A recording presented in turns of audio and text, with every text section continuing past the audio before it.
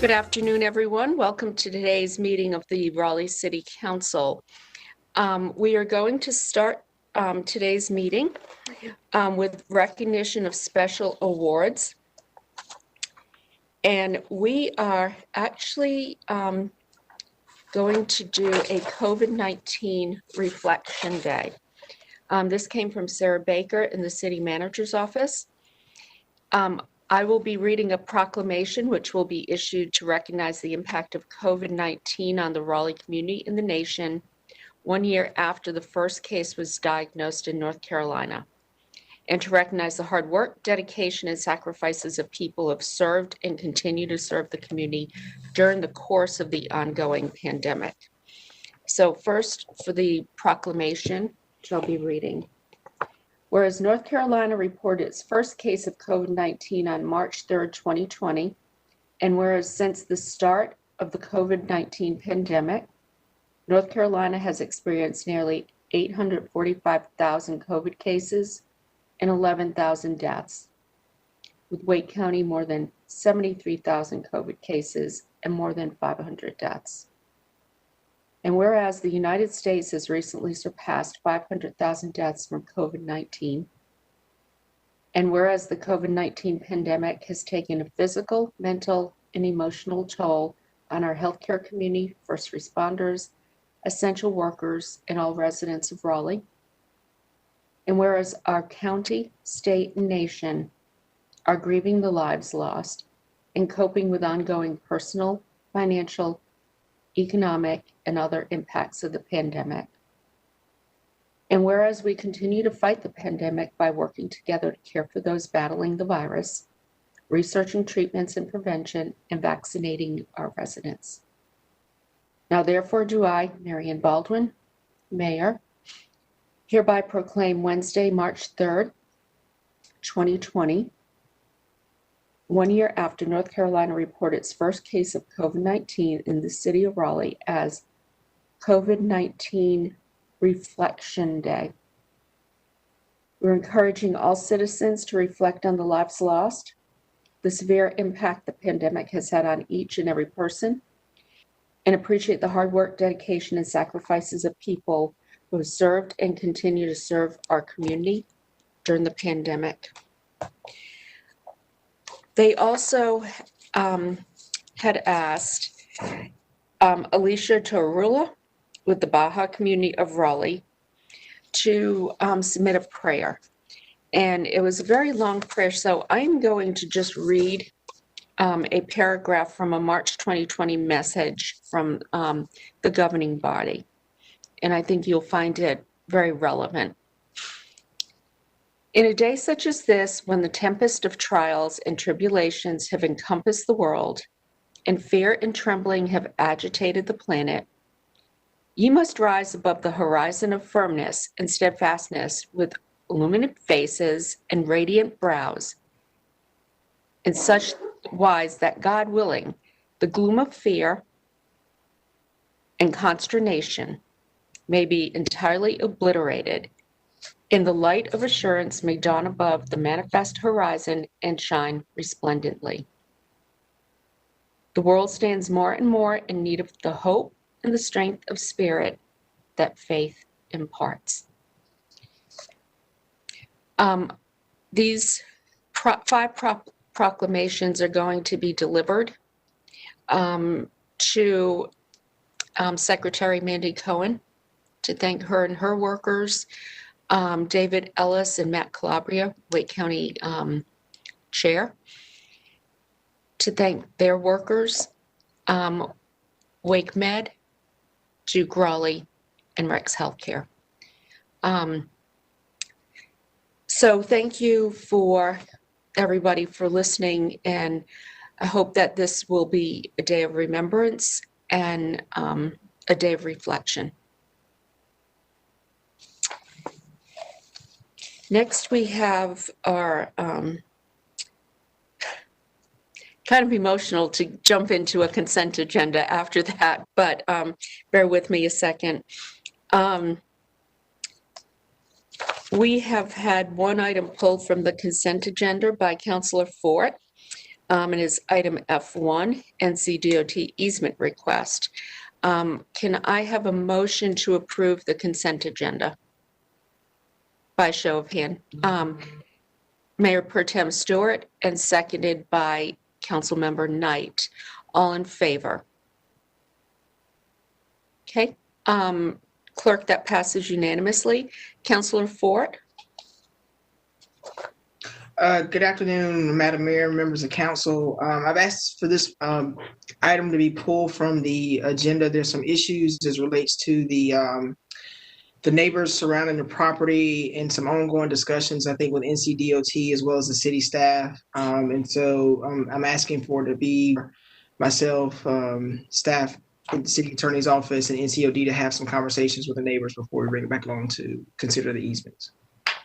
Okay, so is that a motion to defer for 2 weeks? Yes, ma'am. Okay, do I have a second? Councilmember Branch, all in favor? Okay, that's unanimous, clerk. Thank you. Next, we have report from the Planning Commission.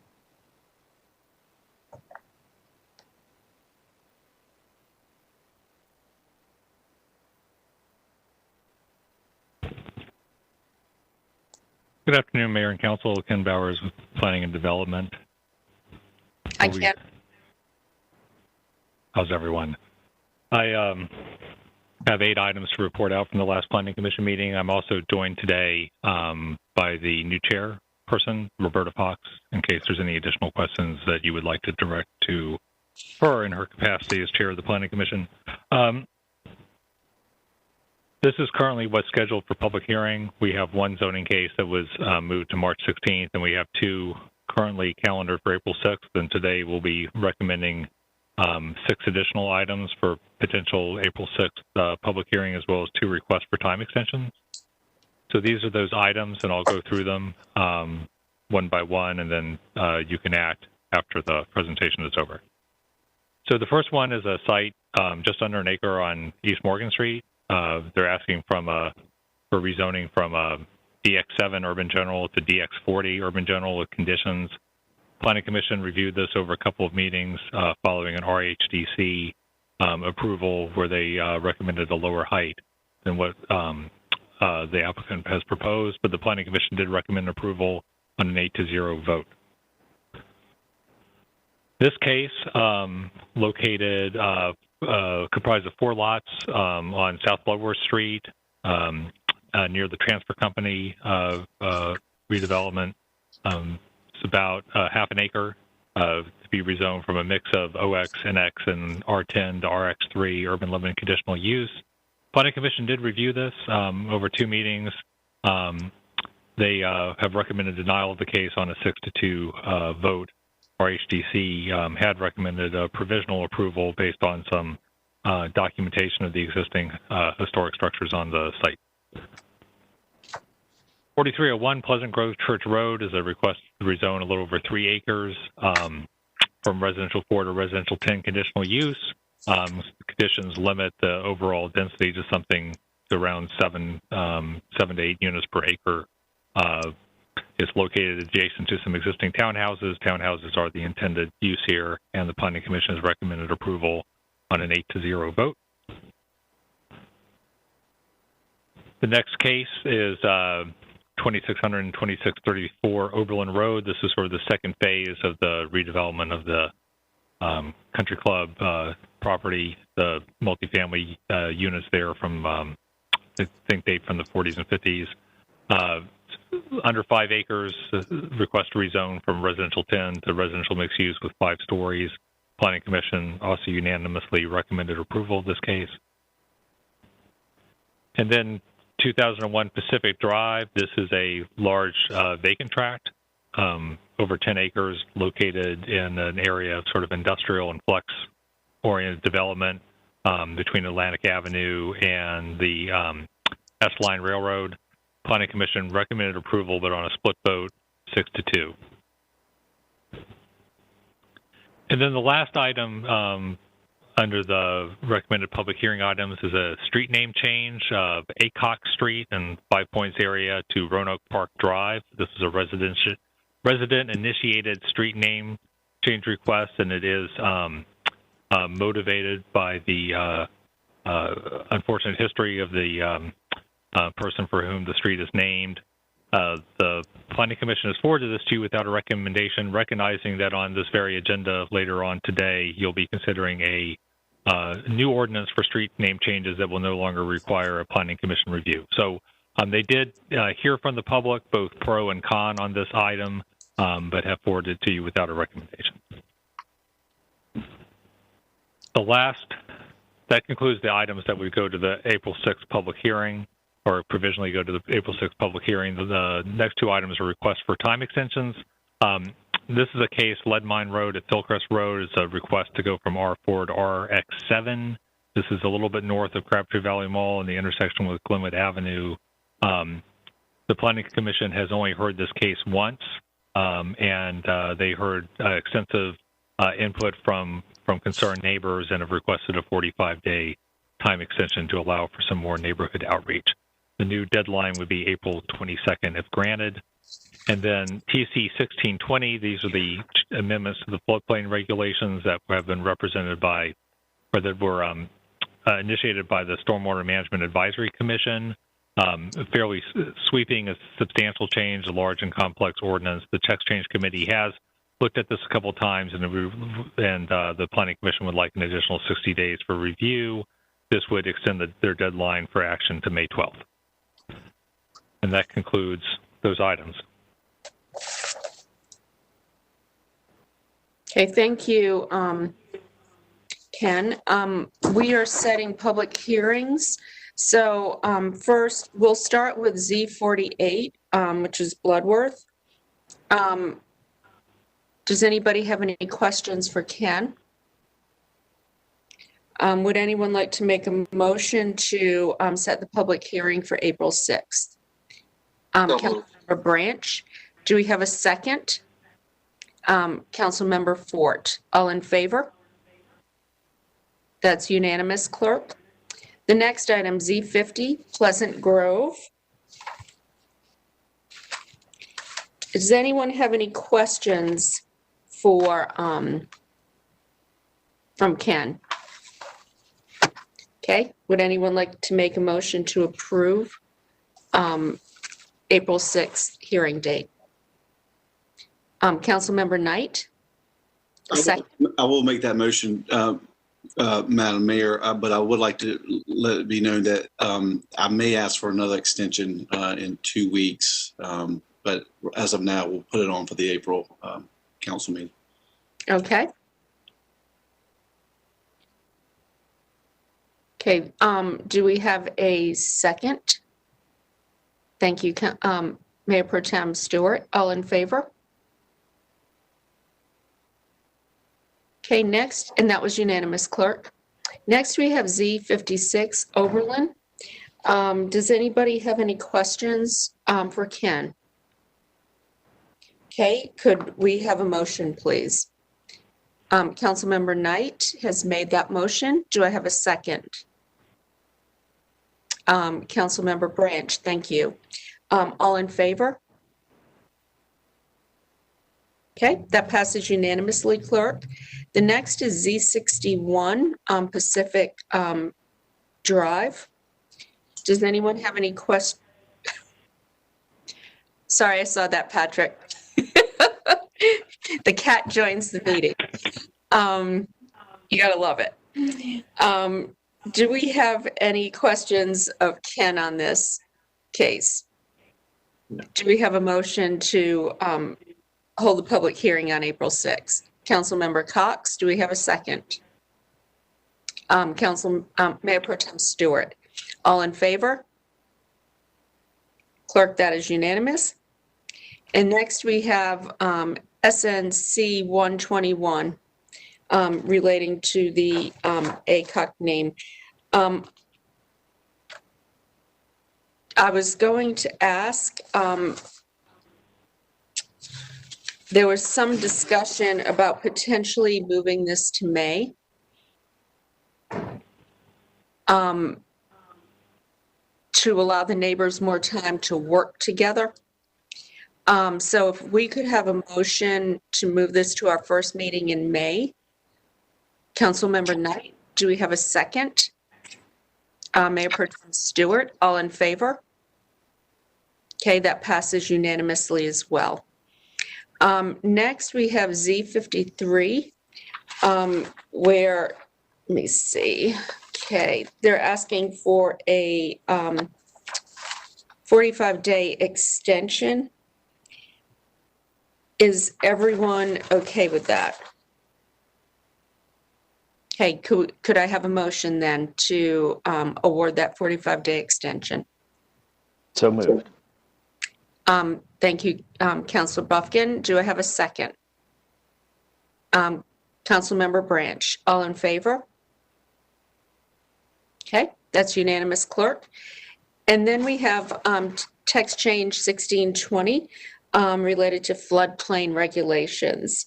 They're asking for a 60-day time extension. Councilmember Stewart? Thank you, Mayor. Mr. Bowers, if you can help remind me, maybe correct me if I'm wrong, but we originally initiated this idea back in September of 2018.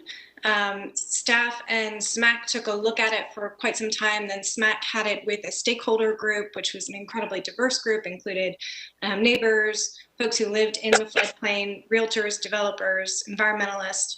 And they came to a pretty good spot. Staff then looked at it some more. City Council has seen it. It went back out for community engagement and like additional community engagement for those who live, both reside and own in the floodplain. And now Planning Commission has had this for 90 days. So I'm wondering why the extension for an additional 60 and if 30 would suffice. I'm really eager and very excited to get this tech change in front of us. I'm going to defer this question to Chairman Fox or Chairperson Fox.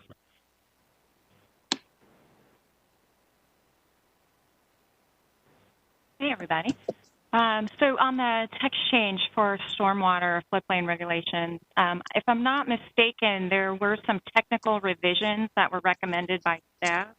I do believe the 30-day extension would suffice given timing of going through committee and then being voted out from the commission. Thank you, Ms. Fox. If that's the case, I would like to move to grant a 30-day extension. Do we have a second? Councilmember Fort, all in favor? That is unanimous, clerk. Thank you. Okay, thank you very much, Ken, and welcome back, Roberta. Actually, Yes. thank you. Oh, C23, I believe, was that acted upon? We missed 3.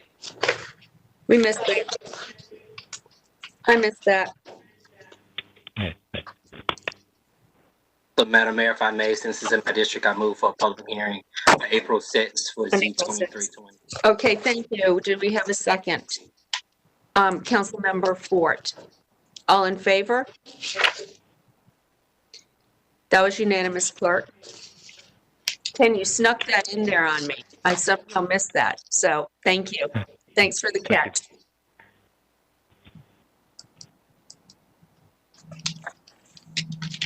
Okay. Mayor, Yes.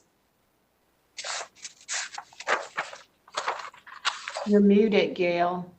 Clerk, you're on mute. okay, can you hear me now?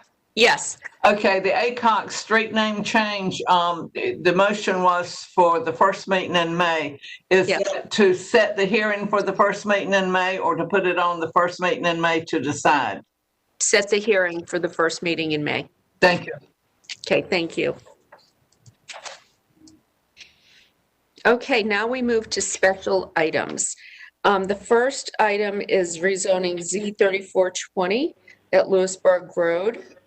You may recall that we held this because we wanted to schedule this for a meeting when the annexation was also being considered. So do we have a motion to set the public hearing? I'm sorry, Mayor, you can't act to set the public hearing today. The signed conditions have not been received. We For you haven't. to act today, but we will have them in time for you to act on the 16th, which would allow you to set the hearing concurrently. You just, on the consent agenda earlier in this meeting, you scheduled the annexation for public hearing on April 6th. Right. And so this will come back as a special item in 2 weeks. We'll have deja vu, and we will schedule the public hearing for April 6th then. Deja vu all over again, right? That's right. Okay. Let's see. The next item is rezoning Z45, Buffalo New Hope Roads. I have been informed that the applicant is submitting additional conditions. So I'm going to make a motion to defer this for 2 weeks to our meeting in March. Do I have a second? Mayor Pro Tem Stewart has seconded this. All in favor? Clerk, that is unanimous. Thank you. I have a question related to this item. I know that we had several people sign up to speak at public comment tonight about Z45. With this still being held, I want to ask the city attorney, is that, I know there's rules related to public comment, public hearing, whatnot. Is that still allowed? No. If a zoning case is pending before council and a decision has not been made, people can't speak about it during public comment. It has to be done during the public hearing stage. I think the time that this was submitted, the clerk knew that it might be postponed, but then there was a chance that there was going to be a vote. After there's been a vote, then anyone can speak about it at public comment. So anybody who wants to speak about a pending zoning case tonight we should contact them or make sure that they know that they won't be able to speak tonight on that matter. Okay. Will the clerk's office then notify speakers who have identified Z45? Okay. I see the head nod. We're good, Gail. Thank you. Okay, next we have rezoning Z4920, 3624 Tryon Road. We had held this while the district counselor, Counselor Ford, I guess discussed the case with some constituents. Counselor Ford, what conclusion have you come to? Do you want to set the public hearing for the 6th? Yes, ma'am. Okay, would you like to make a motion? Yeah, I move that we schedule the public hearing for April 6th. Okay, second. Mayor Pro Tem Stewart, all in favor? Okay, that is unanimous. Thank you.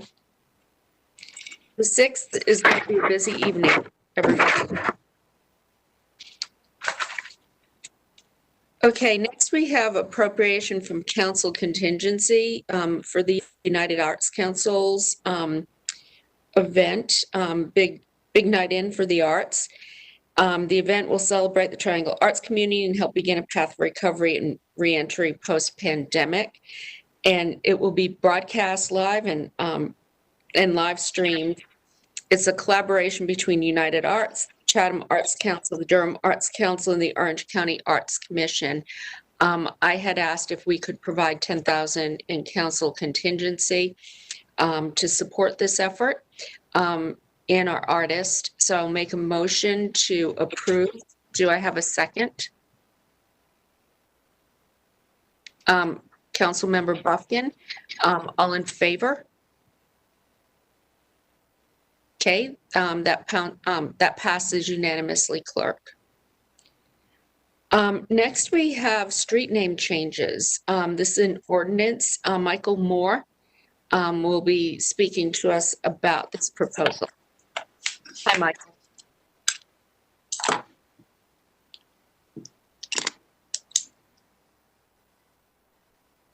Michael, I think you're muted. We'll try that again. Now we can hear you. Thank you. Thank you. What I said was brilliant, by the way. Good afternoon. I'm Michael Moore. I'm Director of Transportation for Raleigh. I have a presentation that's fairly brief. However, you do have a long day ahead of you, and in the interest of time, I can just kind of hit the high points of this quickly, and we can move along if whatever you would prefer. So, again, we were before you last fall. You had asked us to come back with an ordinance that incorporated some changes to the street name process that were that at the time had some ambiguities, was a bit outdated, and reflected some history that had we had not quite caught up with in terms of how the legislature had done some items back in the 90s. We have done those changes, and we have incorporated those into an ordinance that's before you today. Just kind of for the high points, what we've done here is to change some of the intake process to reflect transportation taking that on. We have, as previously noted, eliminated the process where we would go to Planning Commission to hear this with the thought that the community could be a little bit frustrated having to come and state a case twice. We have, again, established a minimum threshold. There's some ambiguity in the in the current process about what a minimum would be for a petition process. So we've created a 50+1 threshold for petitions. That's for property owners on the street. And then lastly, there's still an opportunity for council to do a city-initiated request. So I can go through all of that in detail, but those are the significant changes that we've got, and we'd like for you to consider the ordinance. And again, we can go through the process in detail if you'd prefer. Michael, I think this is a complicated issue that's on a lot of people's minds. I would suggest that we run through the presentation that you've prepared. Very good.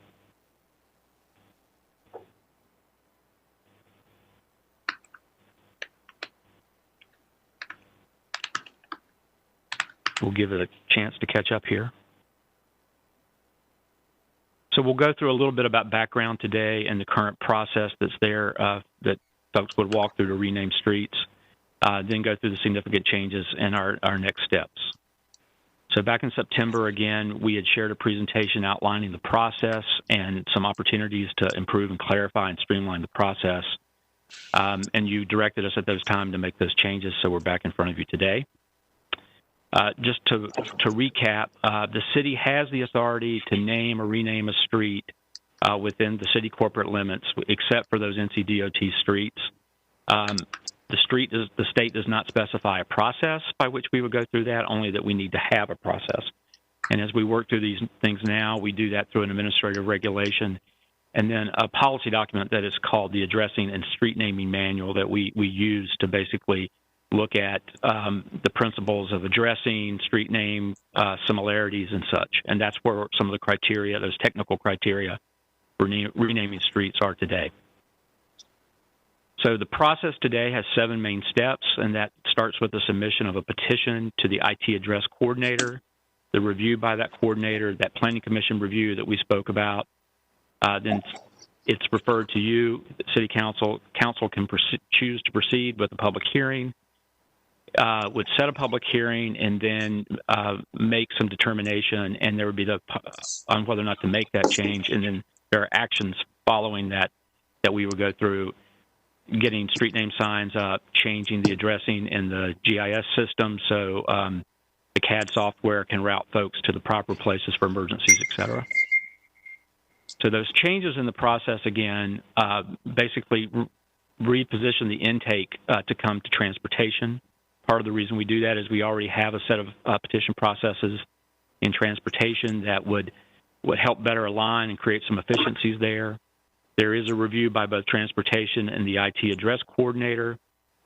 Then we would bring this to city council, present it to city council, and you would then determine whether or not you wanted to proceed with the public hearing.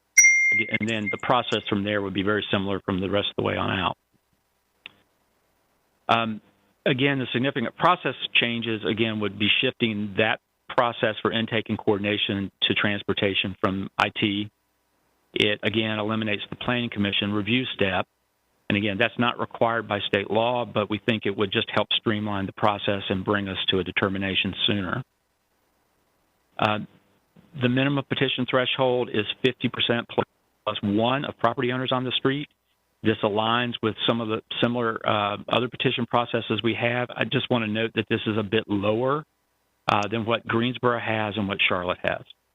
But we felt that that alignment was clear and consistent across our policies. City Council can initiate a street name change itself. So, for example, if a community could not reach that 50+1 threshold, they could approach Council, and then Council could make that determination to initiate the street name change. The change gets reviewed by Transportation and IT for technical compliance, and then we'll go through the same review and public hearing steps as a community-initiated request. The current ordinance does maintain the policy that a person or a community can request a name for any reason, and they do not have to state that reason. It also does not require them to name a specific reason to change the name of a street in their particular petition process. They may offer that reason, but we're not going to require it. And we would not limit a petitioner's ability to seek that redress if they wanted to do so. So again, our next steps would be to adopt the attached ordinance, and then once you've done that, we will begin to reflect those changes in the administrative regulation and the addressing manual kind of per the new ordinance. So with that, I'm happy to take any questions you may have. So, Michael, I have one question. You said that our requirement was lower than Charlotte's, and was it Greensboro you mentioned? What is their rates, and why did we opt for a lower threshold? So the Greensboro threshold, I believe, is at 80%, and the Charlotte threshold is at 70 or 75%. The 50% plus one aligns with other petition processes we have, and we thought it created a greater level of kind of clarity and consistency across all of the petitions, like sidewalk petitions, et cetera. So it just creates a greater level of consistency. Okay, thank you. Councilmember Cox? The petition process is, does someone make a request and then the city sends ballots out? Or does someone have to print the petition and distribute it to themselves before submitting it? So the current practice is that we have a petition that is a petition form that is available, and the community can either go door to door and seek those petitions on the form. Sometimes that can be done electronically in today's times, but we provide those forms to them, and then they seek that themselves. Second question. Okay. I noticed in the presentation it said that the petition is signed by the property owners. So we're not allowing just residents to sign the petition?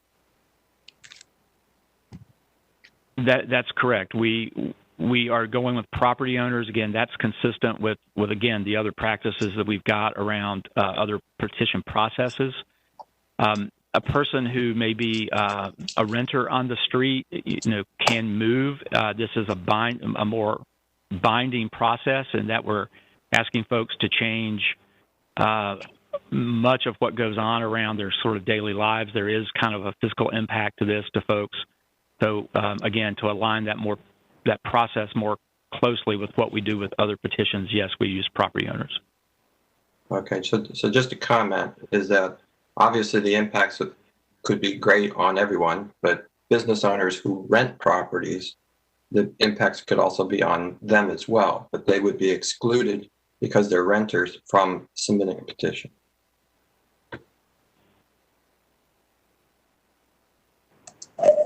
I believe the city attorney has a comment. City attorney? Yeah, I did want to point out that the notice provisions in this particular ordinance are the same as council recently added to the land use rezoning process. So notice will go to all tenants in this notice of the hearing and the process. So that's, I guess, how they would know and be able to participate in the process as opposed to initiate it. But they will get notice by by mail or posting in the same manner that the new tenant notification applies to other applications. Okay, so they'll be noticed, but they cannot participate in the petition process. That's the way it's drafted at this time. Okay. Councilmember Knight. Thank you, Madam Mayor. Mr. Moore, first, we have the Aycock Street renaming process occurring right now, and we have put off the public hearing until May.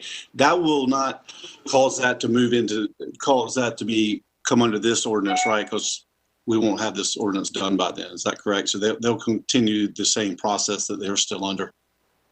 Yes, sir, that's correct. Just want to make sure that's correct. Okay, so to this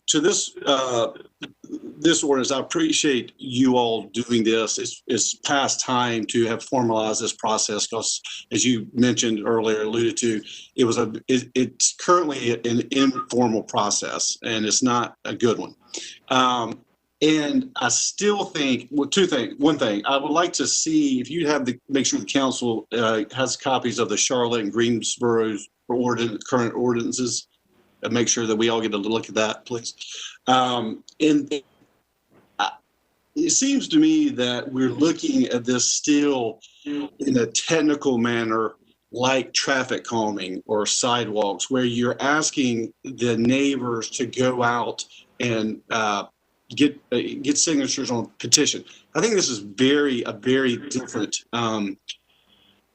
animal than that, and the reasons behind it are very different. And so I would like us to think about and reflect a little bit about if there's a better way to do this than having basically you're requiring or forcing neighbors to go out and deal with and talk to their neighbors about these issues. And I'm not sure they should have to be made to do that. And you know, I don't have the perfect answer for it, but I think there should be more of an objective standard placed of when you change names of streets, buildings, and public spaces, because that takes the onus off of the individual neighbors having to deal with this. Because as we know, it could get awkward at times, and it has been based on my interaction with neighbors on these issues. So I know that's a different way of looking at this, but I think this is a different issue than traffic calming, for example. And I think we need to think of it in a less technical way than we have been, and that we are with this current ordinance. And I don't know the Charlotte and Greensboro ordinances intimately, but just because they do it a certain way, I don't think that's necessarily the way that we should do it. So I don't have the answer. I could come up with what I think the way we should do it, but I think we should take time to reflect and think about that a little bit more, and certainly want our attorney's office to be involved in that process. And I think we have time to do that. But I just want to put that out there. Thank you. Madam Mayor, may. Yes. Councilmember Knight, just for a bit of information, a point of information. So we did look at a little bit of that just recently, and a couple of other communities, Charlotte and New Orleans, had actually convened panels to look at street names and place names across their communities, and found the task to be rather daunting, but still undertook a process with a kind of your typical blue ribbon panel of community members to look at those names that they may want to change. New Orleans, for example, went and finally determined that they wanted to change all the names of folks that were associated with the Confederacy and with a history of segregation and racial divisiveness in their community. So they've gone through a process to do that. Charlotte undertook a similar process and found that preponderance of names for streets that were named for people prior to 1900 were named for folks who were associated, were slave owners or associated with slave owning, and ultimately landed that they wanted to change the names of those folks that were associated, again, with the Confederacy or with white supremacy in the late 1800s. So there is a process that I believe that Councilmember Branch had proposed that may be an avenue, but that may be a process by which we could look at a similar approach going forward. But that's the way other communities have tried to tackle that problem. Thank you. I appreciate that information. I think that's very helpful, and I think that's something we should be thinking about as we move forward. And I think we already have committees or commissions that could handle such a thing as opposed to having to create something new. But if we have to, then I think that's something we should do. Thanks. City Attorney? Just one thing I wanted to point out that Michael has reminded me along the way and wanted to make sure that there is an option other than the 50% plus one, if less than that number of people, one person or whatever, that they can ask the council to initiate the change, kind of like the text change process, that where you come and ask council to undertake that. So that is available. I also wanted to just let council know that the process as it now is not necessarily consistent with our statutory requirements. And we need to clean up the ordinance regardless of whether things get renamed for whatever reason. I think that if there's some kind of commission and there's a number of streets that get changed, that potentially will come to an end, and we'll still need a process that people know is predictable and what to do with respect to when they want to change a street name. So I guess I just wanted to let you know that we need to do this for reasons unrelated to changing names like the Acock Street one. Okay, thank you. Do we have any other questions?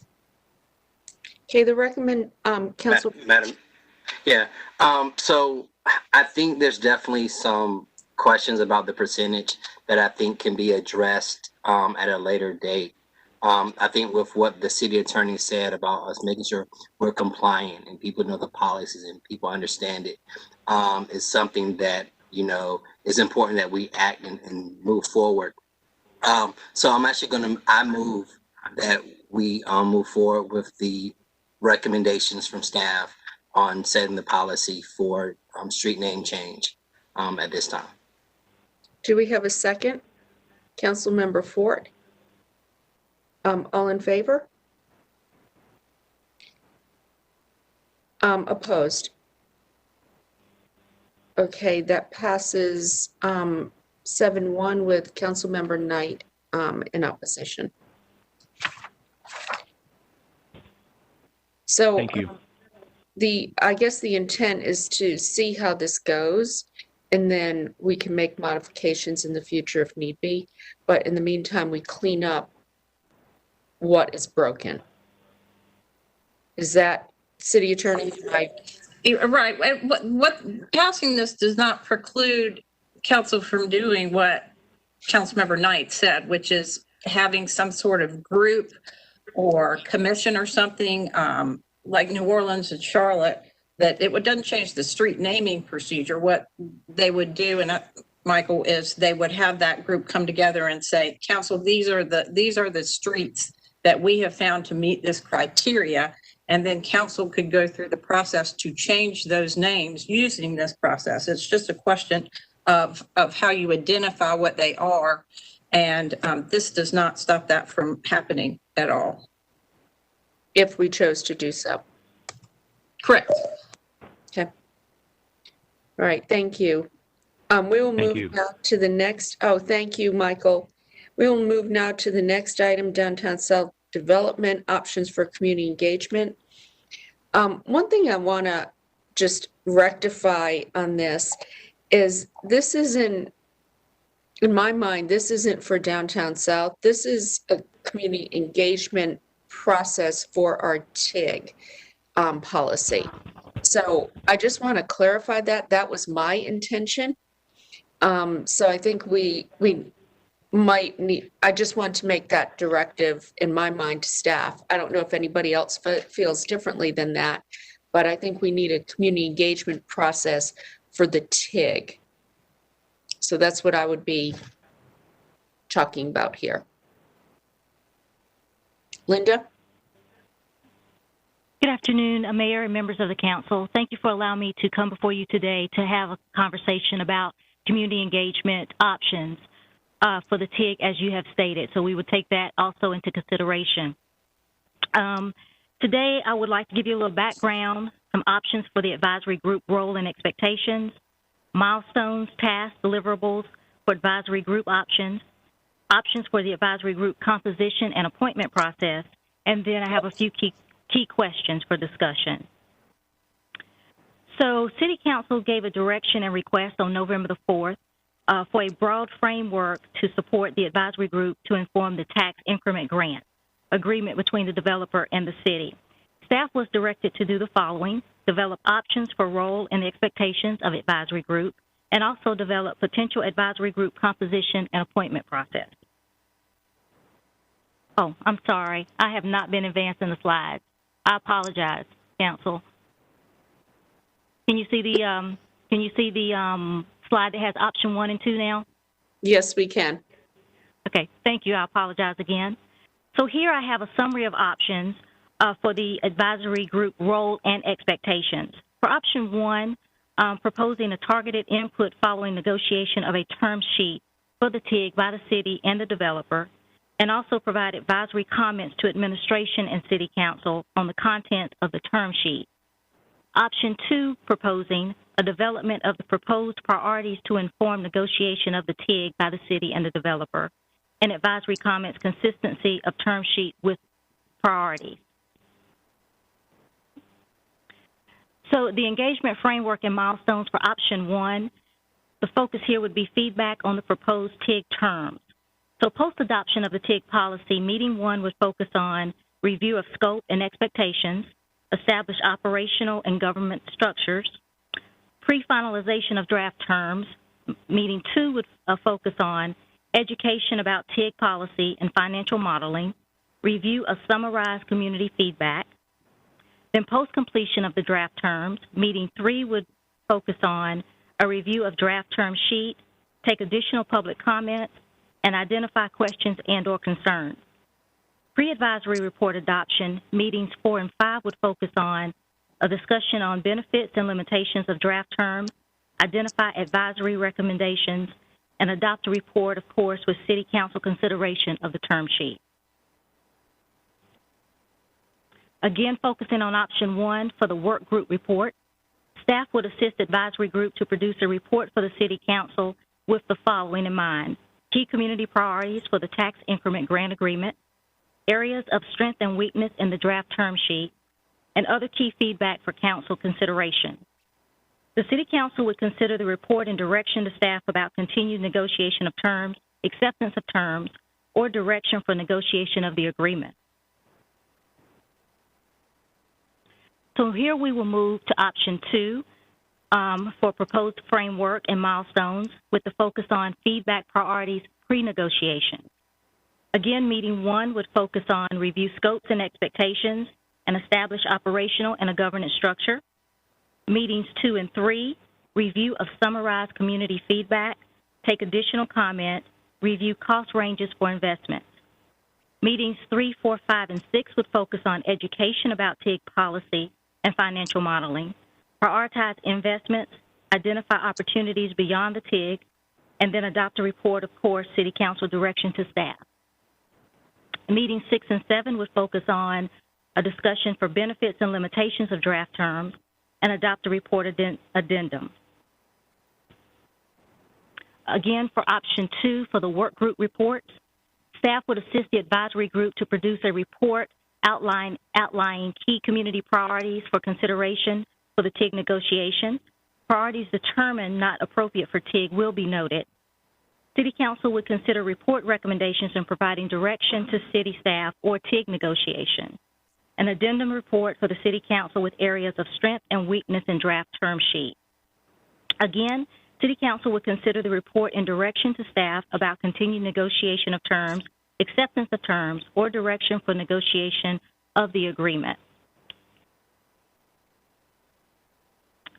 Summary of the options for the advisory group appointment.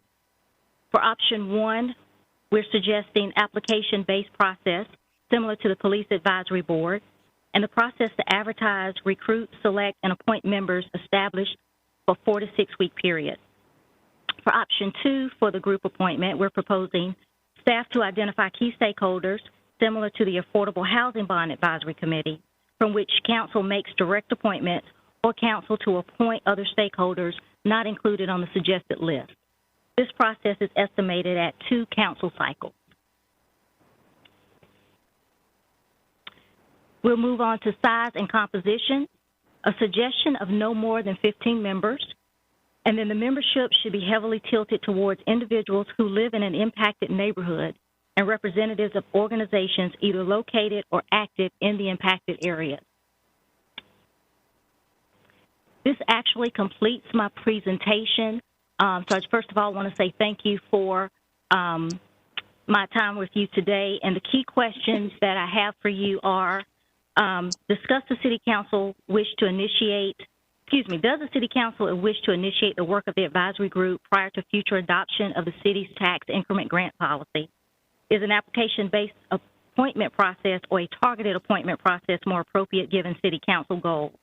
Is advisory group feedback most appropriate prior to or after initial TIG terms are negotiated? So I will turn it back over to you, Madam Mayor. Thank you so much, Linda, for your presentation. I do have one question before we begin. When we're thinking about a TIG policy, there could be TIGs for larger projects, but smaller infrastructure projects. Do you have criteria when you would use this process? I think sometimes it might not be appropriate to have that extensive a process, say on an infrastructure-based type of thing, as we've seen Charlotte do. So I'm just wondering if you would consider that at all. We will take that into consideration. I also am partnering with Planning and Development. Ken Bowers is my partner in on this as well. So we would definitely consider that. Thank you. Okay. Questions, please. Councilmember Cox and then Councilmember Buffkin. Yeah, on the slide that you show that summarizes option 1 and option 2, for option 2 it says advisory comments consistency of term sheet with priorities. I wasn't sure what that meant.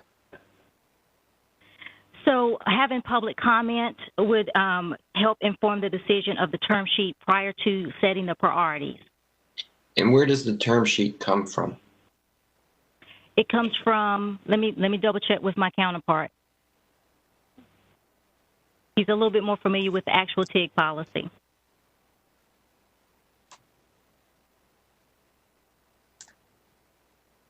It would be between the negotiation of staff and the developer with those needs. Okay, so where does the advisory group come into play in establishing the terms of the term sheet? Or is it just to review and advise after the? To review and revise afterwards. Okay, thank you. Thank you, sir. Councilor Buffkin. Thank you, Mayor. I've been thinking a lot about this TIG policy and how we give the public a voice in this, as I know you all have. And I just wanted to share a few thoughts and suggestions.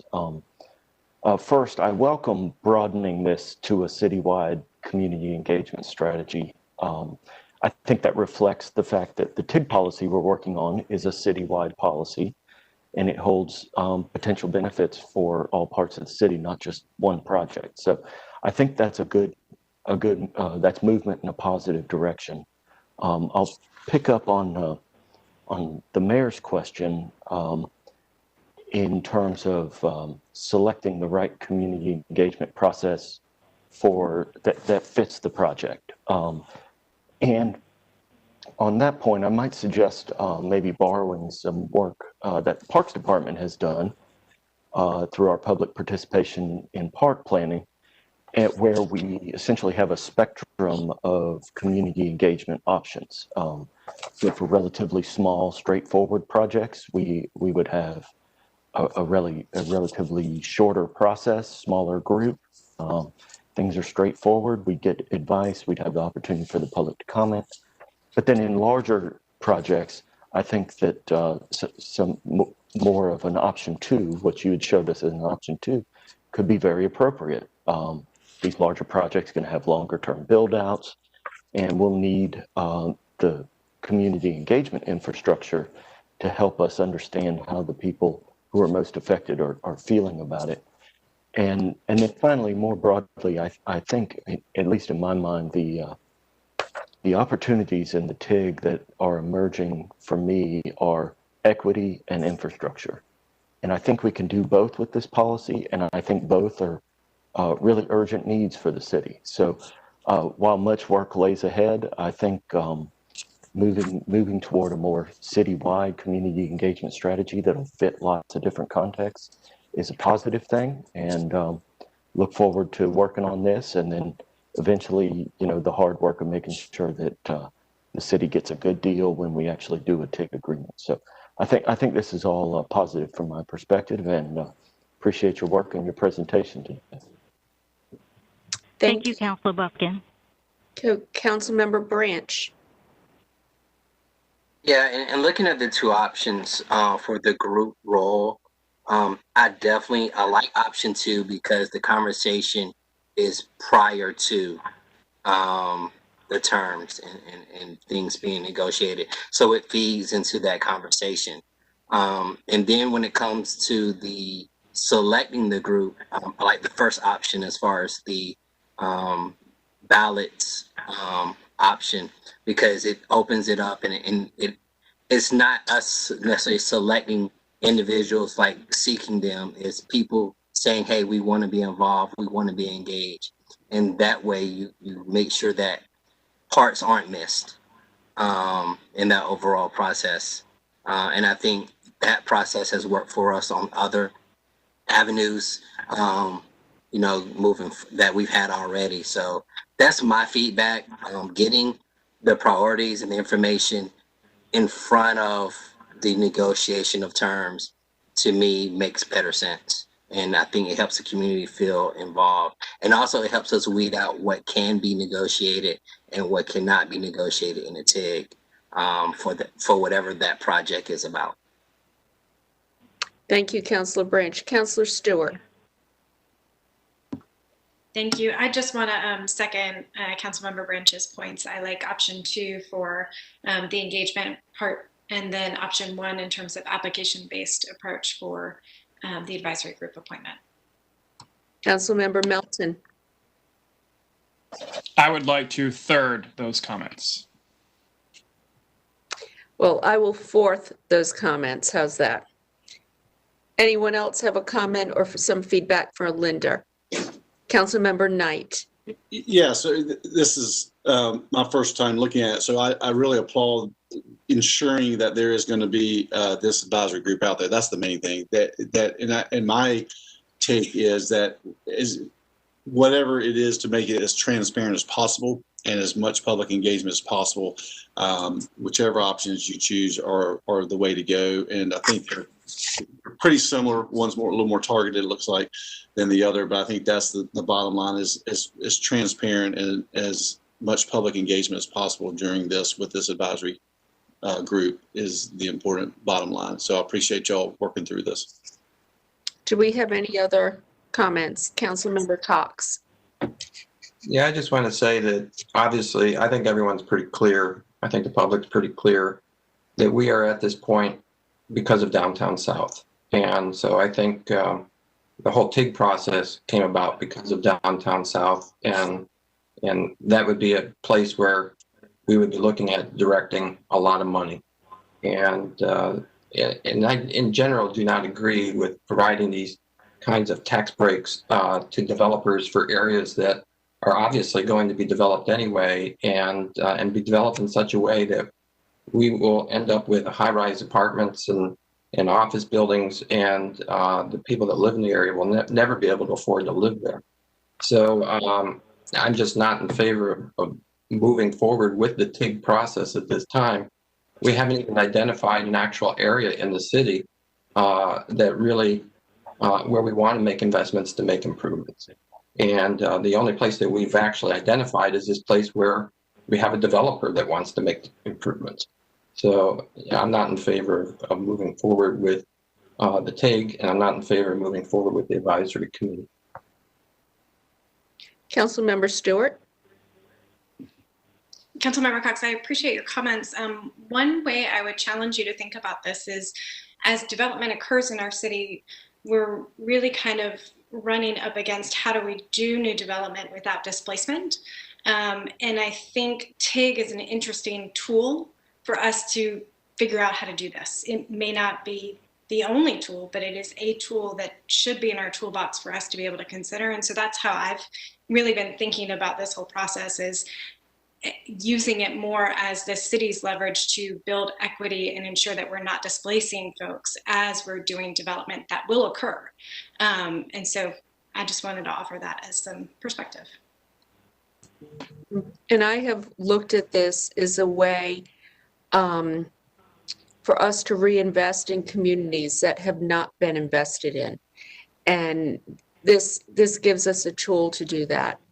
So if there's not any other comment, anybody?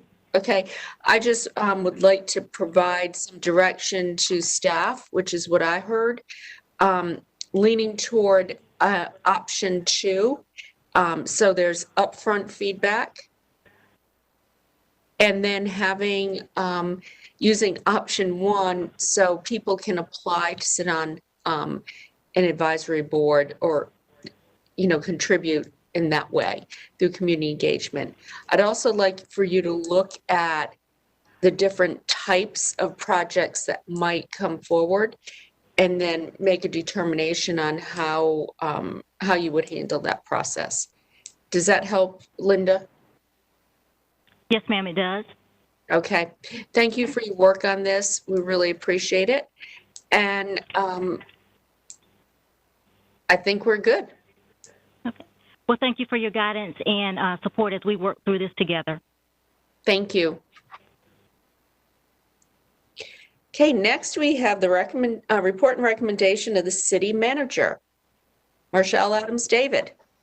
Thank you, Madam Mayor and Council. I was about to call you manager today from last time. But before we get into the 2 items under my report, I'd just like to acknowledge the work of Linda Jones and Ken Bowers and the internal cross-departmental team that has worked diligently for the last several months on the TIG policy development and the community engagement strategy. And I think the guidance today given to make sure that we create a flexible community engagement component to the policy will be helpful moving forward. So 2 items under my report today. We have Megan Anderson from the Office of Sustainability, and she will provide an update on the CCAP, or the Community Climate Action Plan. Hello, Mayor and Council. Can you hear me? Yes, we can. Thank you. Hi, Megan. Hey there. Great to be here today to roll out our community-wide climate action plan. So the GNR Council Committee recently got an update as we were finalizing the plan. And today I'll be providing a little bit more of an overview to complement the rollout of the plan today. We're really excited about it. So the plan is included in your agenda materials, and it's also live on the city website along with several other resources. And there's also several public communications going out that I'll talk more about today. So as we get started, I wanted to give a quick shout out and thank you. We have a small but mighty team in the Office of Sustainability. A big shout out to them for all their hard work. And on behalf of our office, wanted to send a big thank you to the many, many people that have contributed to this project, and particularly to you, City Council, for all your leadership on climate action and for leading the community with our greenhouse gas emissions goal, and to the city departments for all the great amount of work they do to support climate action in Raleigh, and the many, many community members and CCAP stakeholders that contributed to the development of this climate plan. We couldn't have gotten this far without all of the community support, and we're looking forward to continuing all of this great collaboration now that we're rolling out the plan. So for the agenda, first I'll provide you with a brief climate background. Next, I'll introduce the three main objectives and strategy categories that make up the vision for climate action, and we'll focus most of the time talking about reducing greenhouse gas emissions in support of the goal. Then I'll dive into talking about the implementation of strategies, and lastly, I'll provide some information on next steps and rollout and invite council to provide feedback or ask questions. As you know, the city has been engaging in climate work for almost 15 years, and this slide just shows a few highlights over the time. In the past few years, a lot of efforts have ramped up around work collaboratively in the community. And in 2019, when the City Council set the community-wide greenhouse gas goal of an 80% reduction by 2050, you gave us great direction to guide the development of the CCAP plan. As we developed CCAP, the objectives were designed to bring about high impact, to address deep cuts to greenhouse gas emissions, and to also address both resilience and equity. As we prioritize implementation, we're thinking of high impact in several ways, including high impact for outcomes, and also in identifying high impact partners that can help us reach the right people to make the most impact happen. The CCAP strategy categories were designed to prioritize action where Raleigh needs to see the deepest emissions cuts, which means prioritizing energy use in buildings and transportation and land use strategies. And the third category, resilience and cross-cutting, is designed to prioritize high impact with strategies that address resilience, equity, and various other cross-cutting strategies such as financing, education and outreach, and innovation in smart cities. The short-term strategies list was designed to inspire action to be started or implemented within the first 7 years. And the CCAP plan also lists long-term strategies that give the community a roadmap to follow as we think about where we need to go through 2050. And of course, we want this CCAP plan to be a living document, and in fact, it already is. Although the plan is just rolling out, we've already been working on actions, building foundational partnerships, and embedding CCAP strategies into community and city processes. This includes the many climate equity and resilience initiatives in the new strategic plan and updates to the 2030 comprehensive plan, among many other guiding documents, policies, and initiatives that the city does. You can find examples of this throughout the plan. So I wanted to share a quick guide of what is in the CCAP plan. The first 4 chapters provide an overview and introduction to developing the plan and to understanding climate change, and provide background on the 3 main objective areas of greenhouse gas mitigation, equity, and resilience. Chapters 5 through 7 go into detail on the 3 strategy areas to help community stakeholders understand potential impacts and implementation options. And specific examples of where the city and community can take actions are provided, and considerations of how to embed resilience and equity into implementation of strategies. Chapter 8 provides further information on implementation, including roles and responsibilities, communications and outreach, and other methods to empower the Raleigh community to take action.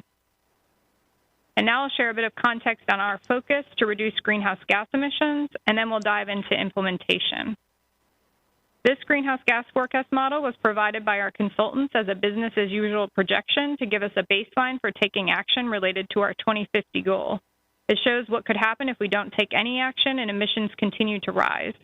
The dotted line is the goal City Council set for us, the 80% by 2050. The blue is buildings and energies, which is 56% of Raleigh's emissions, mostly coming from energy use in commercial buildings and our homes. The yellow is transportation-related emissions at 42%, the majority of these emissions coming from single occupancy vehicles. And there's also an almost undetectable green line at the bottom of the model, which represents both waste-related emissions and City of Raleigh emissions. As Council may remember from past updates, it's important to note that waste makes up less than 1% of community emissions. So although it's important to continue to focus on waste reduction and waste-related strategies are most definitely included in CCAP, these actions won't have as high of an impact on our overall greenhouse gas reductions like energy and transportation. And lastly, with all of our City of Raleigh local government operations, we make up about 2% of Raleigh's community emissions. And that being said, there are still plenty of ways and opportunities for the city to improve and play a lead role as we roll out the plan, and I'll talk more about that soon. So overall, what this business as usual model is showing us is that we need to make deep emissions cuts in order to combat climate change. And on the next slide, I'll show you where we have the greatest opportunities to reduce greenhouse gas emissions.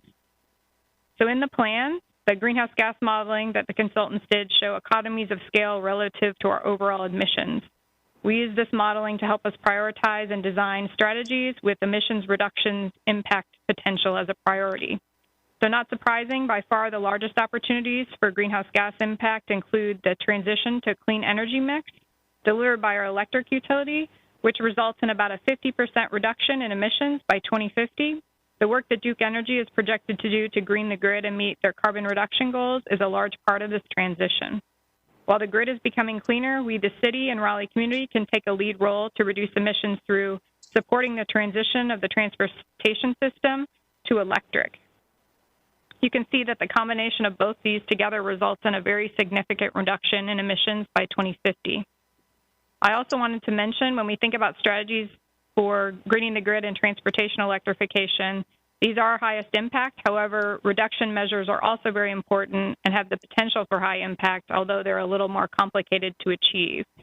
So for greening of the grid, as we promote the transition to renewables and solar, we also need to reduce energy usage through energy efficiency measures as a first step, because the cleanest kilowatt hour of electricity is the one we didn't use. And for transportation-related emissions, we need to transition to electric, but we also want to get people out of their cars and make fewer and shorter trips to continue to reduce vehicle miles traveled. These types of actions can be more complex because they involve individual decision-making and behavior change, but as Council is aware, there are continued efforts to identify ways to create the highest impact in these areas. So now we'll move into CCAP implementation approach. I'll briefly talk about the city and community roles before we jump into strategies and actions. So as mentioned, although city operations may only be 2% of total emissions, there are still many ways that the city can lead, influence, and guide change in the community. In the CCAP plan, you can find these examples explained in more detail for both the city and community's role, and also share some more examples of the city taking action today. So while the city can do quite a bit to lead the way, as you saw from the greenhouse gas emissions forecast, climate action at the community-wide level is what is needed to reach our goal and to have meaningful impact. There are so many ways that the community is able to support the CCAP implementation, and taking action will look very different for individuals, organizations, businesses, and nonprofits. And we need all these different actors to engage with the CCAP and to find rules and actions that fit with their daily work and lives. It's going to take all of us to bring about real change, and we hope to have participation from all members in the community in various ways. So before I jump into sharing specific examples of the city taking action, I wanted to provide a quick refresher on the strategy areas for City Council and everybody listening in. So I won't read through all of these on the slides for you, but here's a little bit of an overview of what is included within each of the strategy areas. On this slide, you can see the 3 high-impact categories of CCAP, and within these categories, there are specific strategy areas that were designed to focus the Raleigh community in on high-impact actions. These CCAP strategies are purposely designed to be high-level so that the CCAP stakeholders, which could be anyone from an individual to a business or a nonprofit, can all see themselves in the strategy area and come up with a specific way to take action in their own daily lives and their work.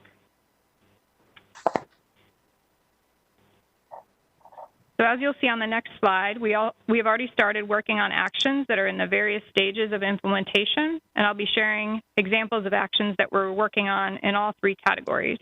Here's a quick reference for you to use to look for the symbols next to each of the example actions. Idea actions are those that we would like to explore, identify partners for, or evaluate resources to get started.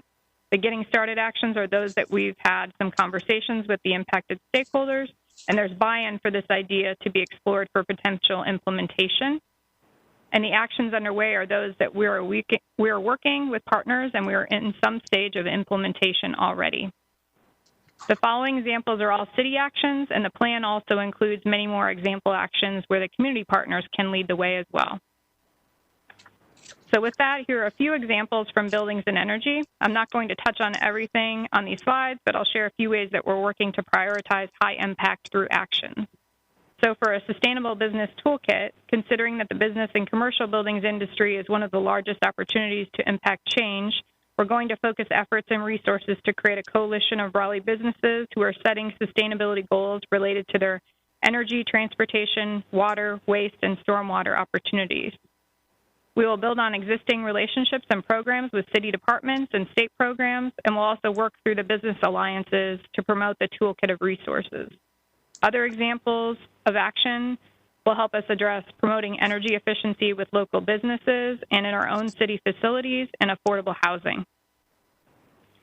We're also working with partners like the North Carolina Sustainable Energy Association and Duke Energy to identify opportunities to explore the expansion of renewable energy. We're looking for ways to promote renewables for both the city and community stakeholders. As mentioned, transportation electrification is a high-impact strategy area for greenhouse gas and also for equity and resilience. We have several actions underway that support the strategies in transportation and land use. These actions address both public and private EV availability. We continue to work on actions to reduce vehicle miles traveled by focusing on the high-impact business community, where Raleigh residents are either commuting to work or visiting as a customer. And other actions will continue to transition our public transportation system to clean alternative fuels and electric options, while also expanding public transportation options and promoting getting more people out of their cars and providing equitable options for transportation. We're also working on actions to create opportunities to address resilience and equity through education and outreach, partnerships and grants with community partners, and other best practice initiatives.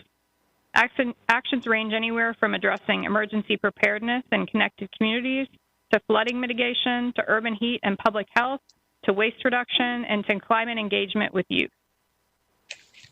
Actions also include addressing the preservation and expansion of green spaces, pollinator habitat, urban agriculture, and food insecurity, innovative technologies for addressing resilience, green jobs and training, organics waste reduction, and the continued tracking and benchmarking of CCAP actions so that we can continue to empower community action through education and outreach. Lastly, resources always present a challenge, and this year is definitely not an exception. We've identified a number of potential sources of funding to get some climate projects started, but the resources needed for transformative change to reduce community emissions will be high. With that in mind, we'll need the city and everyone in the community to think creatively and innovatively about how to embed climate action into their existing resources and work. At the same time, we, the city and the community, also need to figure out ways to dedicate and prioritize resources for CCAP actions where we can have the highest impact. This is an area where City Council will likely want to provide some guidance on your priorities as you think about budget for the coming year and how the climate action fits into that process. So now I wanted to share a few next steps with City Council as we roll out implementation. As we get started, we're focusing on how we can use our time and resources to have the highest impact on empowering the Raleigh community to take action. As I've mentioned, we'll be working to prioritize high-impact strategies and high-impact partners, as well as potential resources to keep the plan moving. And the GNR Strategic Plan Initiative team for CCAP will be helping us work through this. We'll also be working to identify data and performance metrics and an efficient way to track progress over time, and to begin storytelling to highlight the climate action of CCAP stakeholders as a model for other actors. We're also working with communications to update the CCAP document with city branding, and we're working to create more outreach and education materials that will be rolled out over the coming weeks. As mentioned, the City of Raleigh Climate Action webpage is also live with over 9 different pages of climate action content that supports the community in navigating the CCAP plan and taking action, and we'll continue to add and update this over time. A press release and coverage over social media are also going out today to share the plan with the community and to also invite them to a community kickoff. And what better time than the Earth Month to hold a community CCAP party to celebrate the plan and to call for the community to take action. We're planning to hold several interactive webinars with guest panelists and chances for the community to learn and interact, and the first one will be on April 22nd from noon to 1:30. This event is already live on the website for the community to sign up, and we'll be sharing it widely. We also have already been getting a lot of requests for presentations and information, and we're working on rolling out several options for community members to continue to receive information about how to interact and get involved in climate action. So as we work with the community, there are many next steps that we'll continue to identify and prioritize to support the implementation of the plan and to create a foundation for the community partners to take action. And we'll also continue to bring updates to the City Council, and we'll look forward to receiving feedback and guidance on implementation over time. We hope Council is also able to help us identify city priorities for action and necessary resources to take action, as well as to promote the plan to empower community stakeholders to take action, and particularly for those high-impact partners to address greenhouse gas emissions, equity, and resilience. So with that, I'll turn it back over to Mayor and Council to see if there's any questions or comments. I just want to say that I know Mayor Pro Tem Stewart is probably jumping up and down right now, but I just want to tell you that is an incredible body of work. And what I especially appreciate is an emphasis on communication, because we can do a lot, but if we're not telling people what we're doing, it doesn't have the same value. And I also love the party idea, the kickoff party. So great job. I know Mayor Pro Tem Stewart wants to say something. I'm watching her jump up and down. So. I am so excited, and Megan, I love that you wore your green today. And I'm thrilled. I'm thrilled with this product. I'm especially excited about how equity is weaved throughout it. I think that's very clear to me, and so I'm very grateful for that. I'm grateful for all the work that's happened along the way to make sure stakeholders are at and stay at the table. I know I was one who was like, let's get this done a lot quicker, but I think your process is going to pay off in a big way. I will see if any other council members have questions or comments, but I do have one motion to make, actually 2 motions to make maybe at the end of this. Any other comments? Councilmember Knight? Thank you. We have heard this presentation from Megan and her team, and really want to, from our GNR committee. And so we've heard this, and I'm glad the council is getting to hear this presentation. And I want to thank Megan and her team for all the work that they have done to get us to this point. And in some ways, now the hard work starts, right? And that's the implementation of it and making this happen on the ground. So thank y'all again for all the work that y'all done, and look forward to partnering with you all on making this happen. I would also challenge us to think big on this. Megan put that out there at the beginning, and not forget how much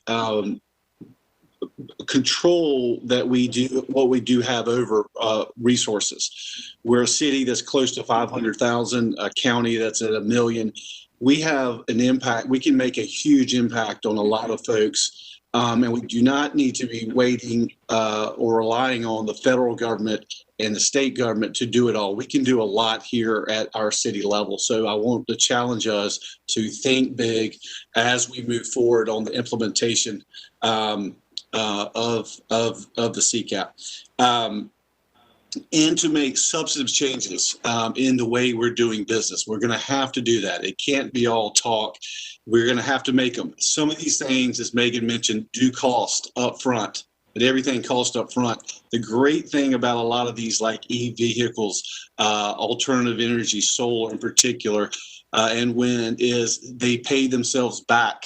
And in effect, you actually make money, but that's long term. But we need to be thinking about long term, because that's what resiliency is all about for this city and this community and the state and nation. So we need to be thinking big, and we need to be thinking long term, and we need to be embedding these ideas in all our decisions. And that includes growth decisions, that includes development decisions. If you look under resiliency, we're talking about green space expansion and preservation and open space planning. The flip side of that is sprawl, and we need to be thinking about that as we develop and as we grow, that we're going in the direction that's going to get us to where we want to go in terms of sustainability and resilience and protecting and doing the best we can for our climate and our humans population that lives in. That's what it comes down to, is what can we do for the quality of life for our residents and citizens. So thank you for this. Thank you for leading us through this, Megan, and your team. And we look forward to working with you on it. Thank you. Any other, Councilmember Branch?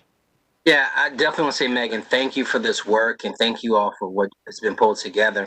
My one question is, in trying to turn the needle, our small businesses and especially our minority businesses being able to benefit, because as Councilman Knight mentioned, cost sometimes, can be a burden on some of our smaller businesses that do a lot of work in the community, from development to building homes and things of that nature. And we want to make sure that they can be a part of changing the climate, so to speak, and what we're doing. So if we can just look within economic development, look at some of our grants. I saw where the bug was mentioned there and things of that nature. But if we can just really try to focus on our small, and especially some of our minority businesses that do a lot in our community that can help turn the needle in the climate for the better. That would be my ask. Thank you. Yeah, if I may, I can give you a couple examples of that. That's a great point, and I want to give a shout out to several departments we've been working with on that. You mentioned the bug grant, economic development's been great there, and the Sustainable Business Toolkit we're hoping has resources for any size business as well. And I'll mention like an example with transportation electrification. You recently saw the mapping study that we did that we got an award for, and that was actually focusing on small business and minority business as well, to think about, as we transition to electric, as an example, how do we not leave out groups that may have been left out in these conversations before, and thinking about the fact that if you are educating folks on putting this in early, it's much less expensive than later on when it's needed as well. And at the same time, it can give you a business boost when people are thinking about that too. So we're creating things like an EV playbook that will also give best practices on how to install and what you need to do along the way. So that's a resource for any type of business out there as well. And we want to make sure that the folks like our small minority-owned businesses are part of the conversations as we look at these different options too. So definitely a good point. Excellent. Okay, thank you so much. You have Mayor Pro Tem Stewart. I think you said you want to make one or two motions? Yes, I know we don't have to, but I would like to move to formally adopt this CCAP plan. Do we have a second? Councilmember Knight. All in favor? That passes unanimously, Clerk. And your second? The second thing is I would like to, in thinking about the prioritization of the plan and making sure that we're staying pretty well aligned with staff, that we bring looking at priorities for this to GNR in April. So not this month, but giving y'all a little bit of time to get organized and maybe come to us in April. So bringing CCAP priorities into GNR in April. Okay. And thank you, Megan. Councilmember Branch, I saw you raise your hand. Do you have? I'm good. I thought she said it was a motion, but it looks like it was more comments, so I'm good. Okay. Thank you. All right. Next, we have a COVID update from Derek Reamer.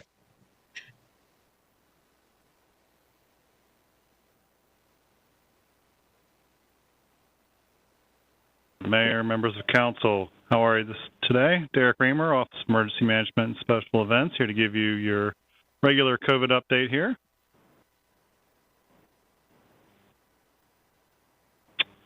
All right, we'll begin just kind of generally reviewing some of the numbers here. When you look at Wake County, and the reason I show this graph is, we always talked about the curve, and you can see this downward trend we've been seeing in our curve here in Wake County since about January, after we saw that peak coming off of the holidays. Looking a little bit more specifically, at the past 2 weeks, you can see again that downward curve, all good signs there. The state similarly is seeing the exact same downward trend. So generally speaking, very good news. And again here with our hospitalizations, that continued downward trend. So when we look at these numbers, that's a positive thing for us, and we want to continue that. Last week, the governor issued Executive Order 195, and that was a gradual easing of a lot of our restrictions. Went into effect this past Friday and will be in effect until March 26th. The modified stay-at-home order has been lifted. Alcohol sales have moved from 9 p.m. to 11 p.m. And bars, arenas, movie theaters can now operate at a 30% capacity with a total cap of 250 people indoors. So some easing of those restrictions there that wasn't seen before, especially with bars being able to have folks inside. Additionally, indoor venues with more than 5,000 seats can operate at a 15% capacity without a cap. Restaurants, breweries, gyms, retail stores are all at that 50% cap as they have been for a while. Our gathering limits did increase for indoors from 10 to 25 people, although our mass gathering limits for outdoors remain at 50 people. And again, while we're seeing good news in those downward trends, face coverings and that 6 feet of social distancing are still required, and really just a great tool that we have to help slow the spread of this virus.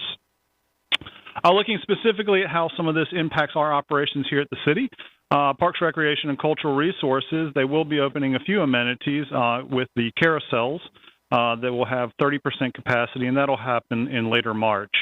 The existing facilities amenities will continue to operate at either the 30 or 50%, kind of depending on the type of facility it is. The Convention Center Performing Arts Complex, the limit there in some of those larger spaces was increased from 100 to 250, so that's a little bit of a boost that they're able to have there. And they can even have up to 15% capacity in some of the larger areas like the exhibition halls. Last weekend, we had a volleyball tournament in the Convention Center, and I think it was quite successful. We had an estimated $2 million impact to the city that came from that volleyball tournament. So certainly something that we look forward to in the future. We also have a few dance recitals coming up here in the middle of March as well over at the Performing Arts Center. Regarding special events, as you might recall, we have canceled those through the end of March.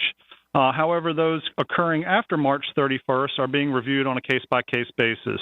Again, we are still bound by those state restrictions on mass gatherings, and anything that happens will have strict safety and wellness protocols in place. And our event organizers, and as you see there, we met with about 85 of them last week virtually. They're really creative folks and have come up with a lot of great ideas on, staggered start times for races and doing some virtual and hybrid in-person events. And so that was a really great opportunity for us to kind of share where we are as a city with things, and also provide them an opportunity to share best practices as we try to bring back some vibrancy into our city over the next coming months. Outdoor dining, we continue to work with our businesses, and we really still continue to encourage those parklets and outdoor dining areas. It's really a minimal permitting process, and it's no cost to the applicant.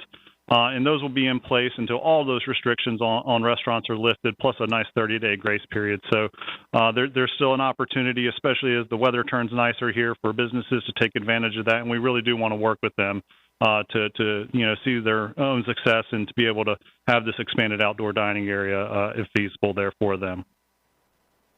Our hospitality engagement, this is some of the folks we've been having out on the streets working to enforce some of our COVID restrictions and working with our hospitality areas across the city. It's really about building relationships and gaining that voluntary compliance. We want to be a resource for them and help folks, again, understand the rules and doing the right things.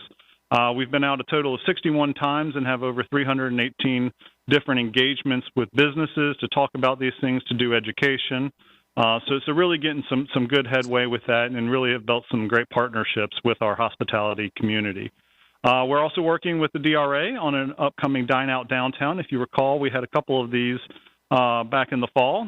These will be rotating through Fayetteville Street, the Warehouse District, Glenwood South, and the City Market area. And this is nothing more than just a bigger extension of a business's outdoor dining area. Again, it doesn't give them any more people. Again, we're bound by state restrictions on that, but it certainly gives them more space to expand out into the sidewalks, into the streets. So again, we really want to encourage people to take advantage of that and take advantage of the extra space outdoors, especially as the weather begins to get a little bit warmer there. Changing gears a little bit, the House Wake Financial Assistance Program. This is a joint program with the city, Wake County, and Telamon. And this is that rent and utility assistance to those residents who've lost income because of COVID-19. And households below the 80 AMI will be eligible for that, and you can get up to 15 months of past due rent and unpaid utilities going all the way back to April 1st of last year. And that launches tomorrow, so we encourage anybody to log on to wakegov.com/housing or call the number here on the screen to learn more about that. Changing gears a little bit and going to adjust a little bit here on the fly for you when we talk about vaccines. So as you might recall, vaccines have been open to our healthcare workers, long-term care staff and residents, and those over 65. Just recently, the first phase of Group 3, which is our frontline essential workers, became eligible, and that was our child care and pre-K through 12 employees, and that began back on February 24th. The remaining part of Group 3 was supposed to go on March the 10th here, but the governor just a few minutes ago announced that the remaining frontline essential workers will actually be eligible beginning tomorrow. So our supply has certainly increased here across the state to allow that to happen. So certainly good news for those other frontline essential workers.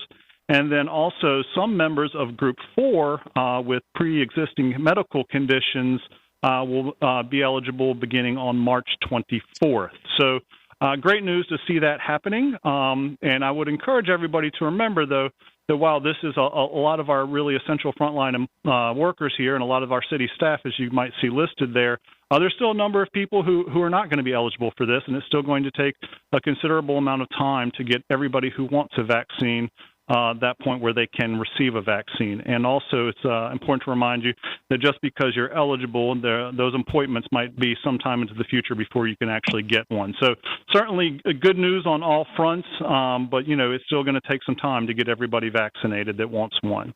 And as you can see there, the Johnson & Johnson vaccine was recently approved. Wake County Public Health will be receiving 5,500 doses of that. In addition to around 12,000 doses of the Moderna and Pfizer vaccine that we have been receiving, and that's a 40% uptick than we saw in the previous week. So certainly great news there. Specific to Wake County Public Health, they continue to operate 2 indoor clinics at the Sunnybrook Road facility and the Caria Drive over there at the Wake County Commons building. PNC Arena is also a mass vaccination site.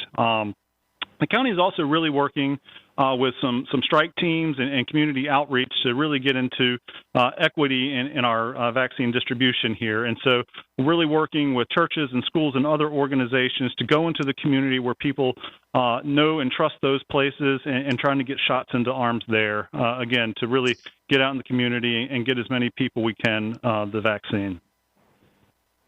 To touch just a little bit on where we are with positive cases for city employees, and this chart has 2 columns here. You can see city employees and then our Go Raleigh employees. And these are the total positives by month. And so you'll see there, and just for reference, we have around 7,000 city employees, and Go Raleigh has around 350 employees. But as you kind of look down there, you'll see, you know, a peak in both of those back in January. It started ramping up in December, and it started to go back down throughout the month of February, which again mirrors some of those graphs I showed you earlier, that curve that really peaked in January. So again, just as it's affecting everybody in the community, it's affecting our employees here as well. So looking ahead here, again, we continue to prioritize safety and are going to follow the guidance from the county and the state and the CDC. We do have a multi-departmental return to work team that's looking on how we're going to bring our staff back into the building and how we're going to continue to roll out our operations and expand our services. But we know that things aren't going to necessarily be the same as they were a year ago at this time. So we're really looking at things from different perspectives to make sure that whatever form we come back in is safe for all of our employees. And so with that, I will certainly take any questions you might have. Okay, Councilmember Branch. Yeah, I definitely want to thank you for the information and thank you for the sharing the Go Raleigh information, because I know there's been some concern as far as the number of cases and things there. And I think as you continue to report, I'm assuming you're going to continue showing city and Go Raleigh. So thank you as we continue to share, what we're doing as a city, as far as the county. I have been on some conversations with different members within the county, their staff, as far as sites, especially in District C, the 27610 zip code. And I know they continue to work. And I know as of tomorrow, Macedonia is a vaccination site, and anyone can go to their website to sign up. So I just wanted to share that information. Thank you, Councilor Branch. Any other questions? Councilmember Knight. Thank you, Madam Mayor. Derek, thank you for this presentation. Very helpful and always timely. I know we're all, I don't know if excited is the right word, but hopeful with the downturn in cases and hospitalization. So that is great news for the community. And thank you for continuing to work with the governor's office administration in easing the restrictions in an appropriate way. I'm sure everybody's heard from a lot of small business owners and restaurant owners and bar owners that this is they're doing all they can, and this is the appropriate way to go about it, and they're doing their best to work with the city and the state on these things. So thank you for that. One particular item you brought up was the now I got to find it again. I think it was under hospitality engagement, working with DRA, and I appreciate you all doing that with their different events they're having. And Patrick and I actually took advantage of that and had lunch downtown last week with Bill. But I'd also encourage you to work with other business associations around the city, Hillsborough, Blue Ridge, 5 Points, and others in everybody else's districts on these same issues to make sure that they are getting as much support as possible from the city. So I appreciate y'all looking into that as well. Thank you. Absolutely. Any other questions? Okay, Councilor Fort, go on. Yeah, one quick question. I think this is slide number 13 with the Housewake Financial Assistance Program. I see it launches tomorrow. Is there a deadline to submit documents or a cutoff date that you're aware of, or is it just until it runs out? I am going to defer to Larry Jarvis, who is here in the audience, who can probably answer that much more eloquently than I would be able to. All right, thank you.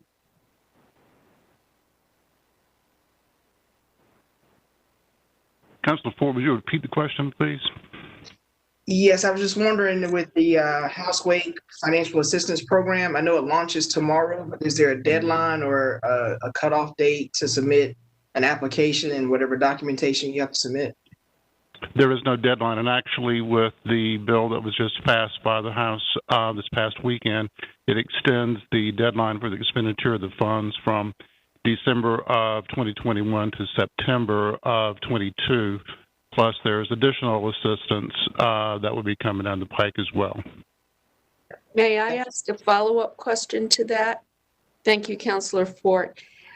What are we doing to publicize this and ensure that the community knows about this?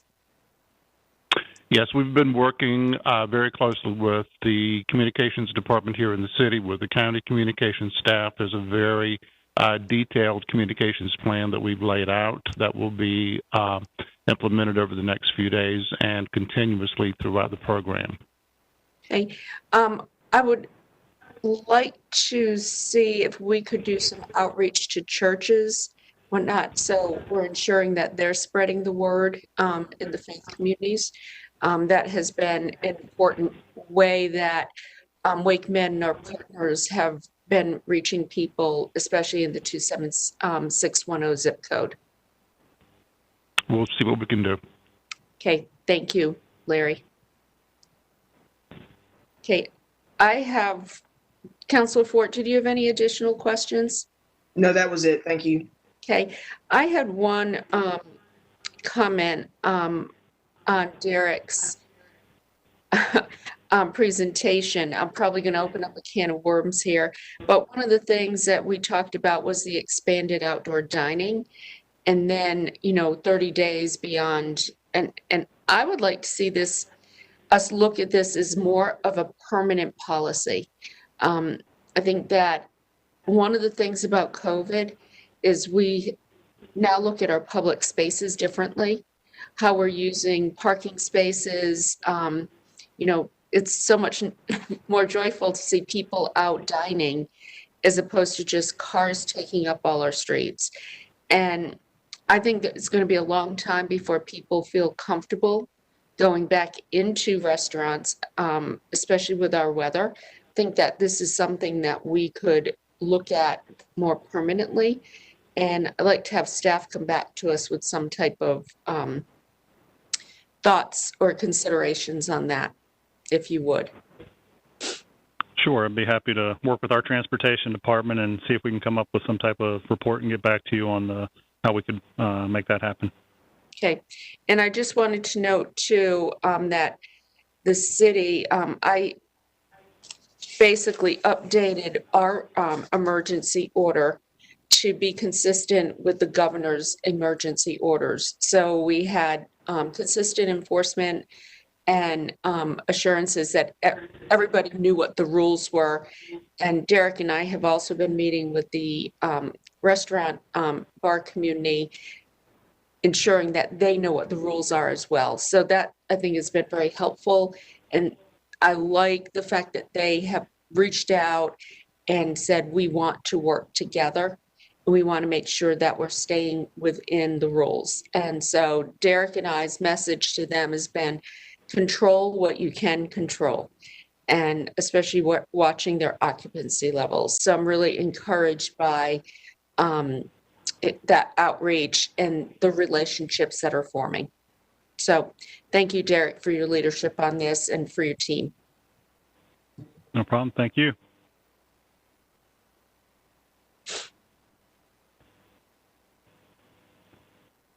So Mayor and Council, that is all under the manager's report today. And so if you didn't notice, we make an awesome tag team. Each meeting, we flip-flop back and forth between who's going to manage this section. We will eventually get it right. That is true, Marshall. I see that I took over the COVID thing. I started last time taking over the first item. This time I took over the second item. Next time I'm going to have you just kind of go like this to me and say, no, it's mine. So we've got it. Okay. Thank you so much. Next, we have the report and recommendation of the Human Relations Commission. Good afternoon, Mayor and members of Council. I'm Dr. Audrey Caesar, Executive Director of the Office of Equity and Inclusion. And today we're going to present the annual work plan update. But before we get into that, I just wanted to thank you all for your participation on the community PPE giveaway we had a couple of weeks ago. I wanted to provide you with the data. So we served 1,080 residents, 604 adults, and 476 kids. And 64% of the folks who came through the drive-through were from 27610 zip code. So I wanted to share the data with you all and let you know we had a really great event. We were supported by RPD, Parks and Recreation, and also the Convention Center. So thank you all for your participation. So now I'd like to introduce Mary Thompson, who is the chair of the Human Relations Commission.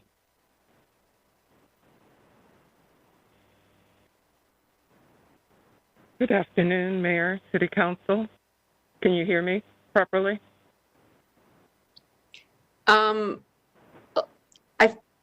Yeah, let's keep going. If it's still a little muffled, we'll let you know. Okay. The Raleigh, I'm Mary Thompson. I'm the chair of the Raleigh Human Relations Commission. And for FY21, our theme this year is Unify Raleigh. I've submitted our work plan for October 2020 to June 2021, and I'm hoping that you've had the opportunity to look at that.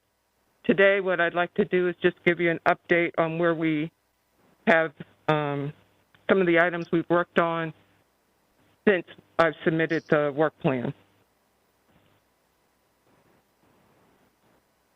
So for our focus areas for Y21 is civil rights and human rights, equity and inclusion, and cultural celebrations and unity.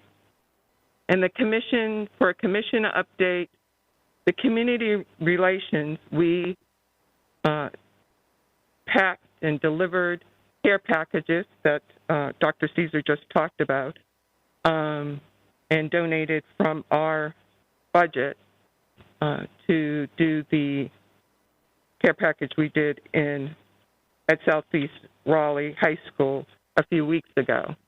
And I just want to take this moment to really say thank you to Dr. Caesar and her staff who helped us get this done. We did this in collaboration with the other boards and commissions that are underneath the Equity and Inclusion Office. We also have care packages that will be delivered this week to partners that support our unsheltered residents in Raleigh. The Grants Committee, we have reviewed, interviewed with the 41 nonprofits, organizations that have submitted applications. We are now into deliberation, and we expect to come in front of council in April to present our recommendations.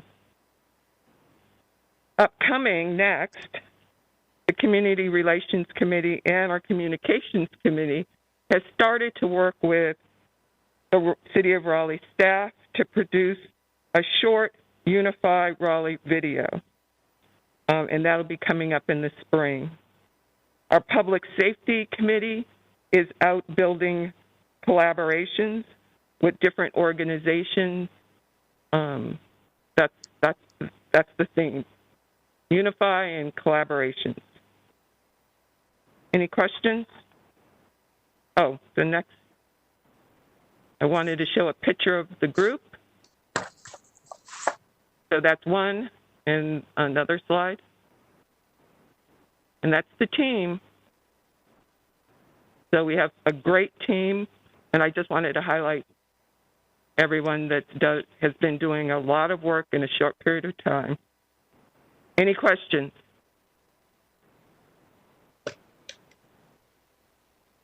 Thank you very much.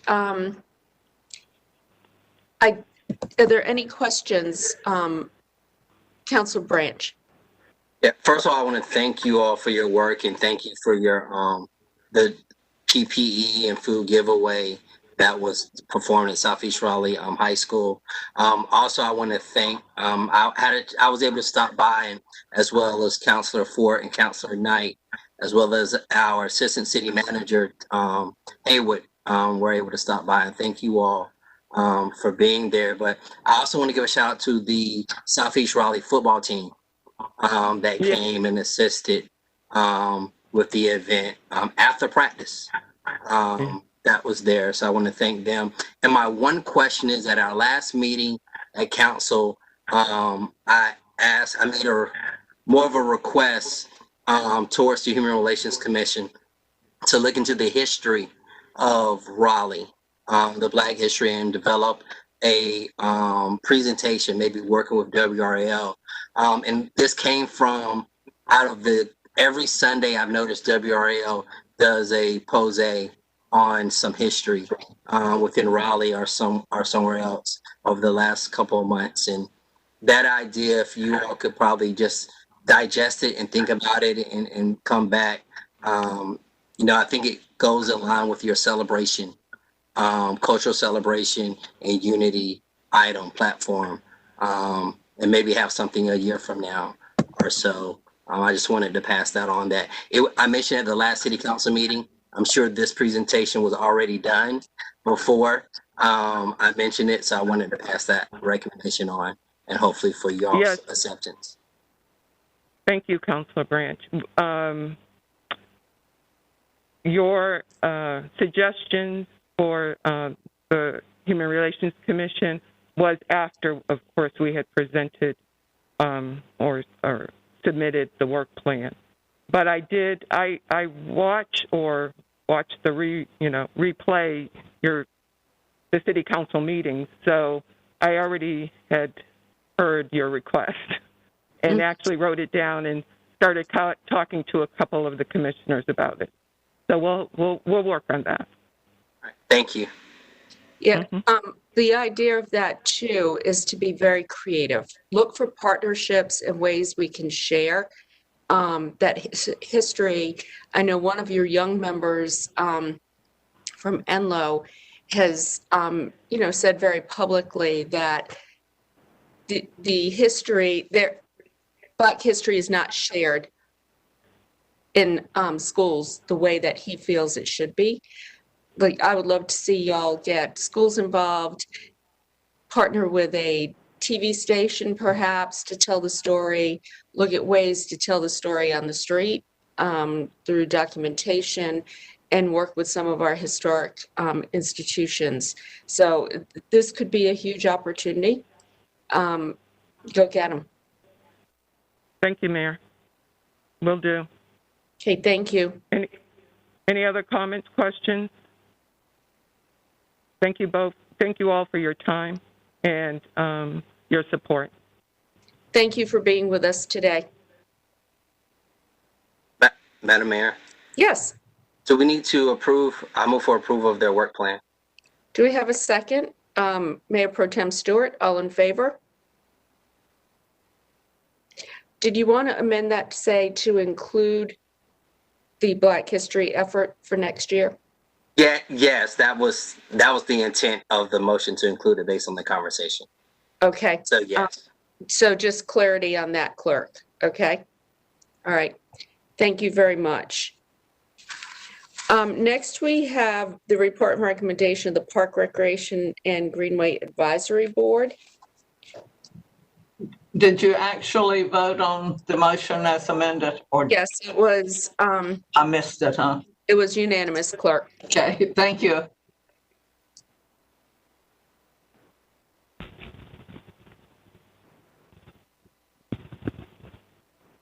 All right. Good afternoon, Mayor Baldwin, members of City Council, Oscar Carmona, Parks, Recreation, and Cultural Resources. Hope you all are having a great afternoon so far. At the January 19th, 2021 City Council meeting, Council requested that PRCR staff work with the Park, Recreation, and Greenway Advisory Board on revisiting the work they did on the proposed 2020 bond list and come back with a list of key themes and recommendations for the proposed 2021 Parks bond. I would like to invite Jennifer Wagner, Chair of the Parks, Recreation, and Greenway Advisory Board, who will go ahead and provide Council with the Board's key themes and recommendations for the bond program.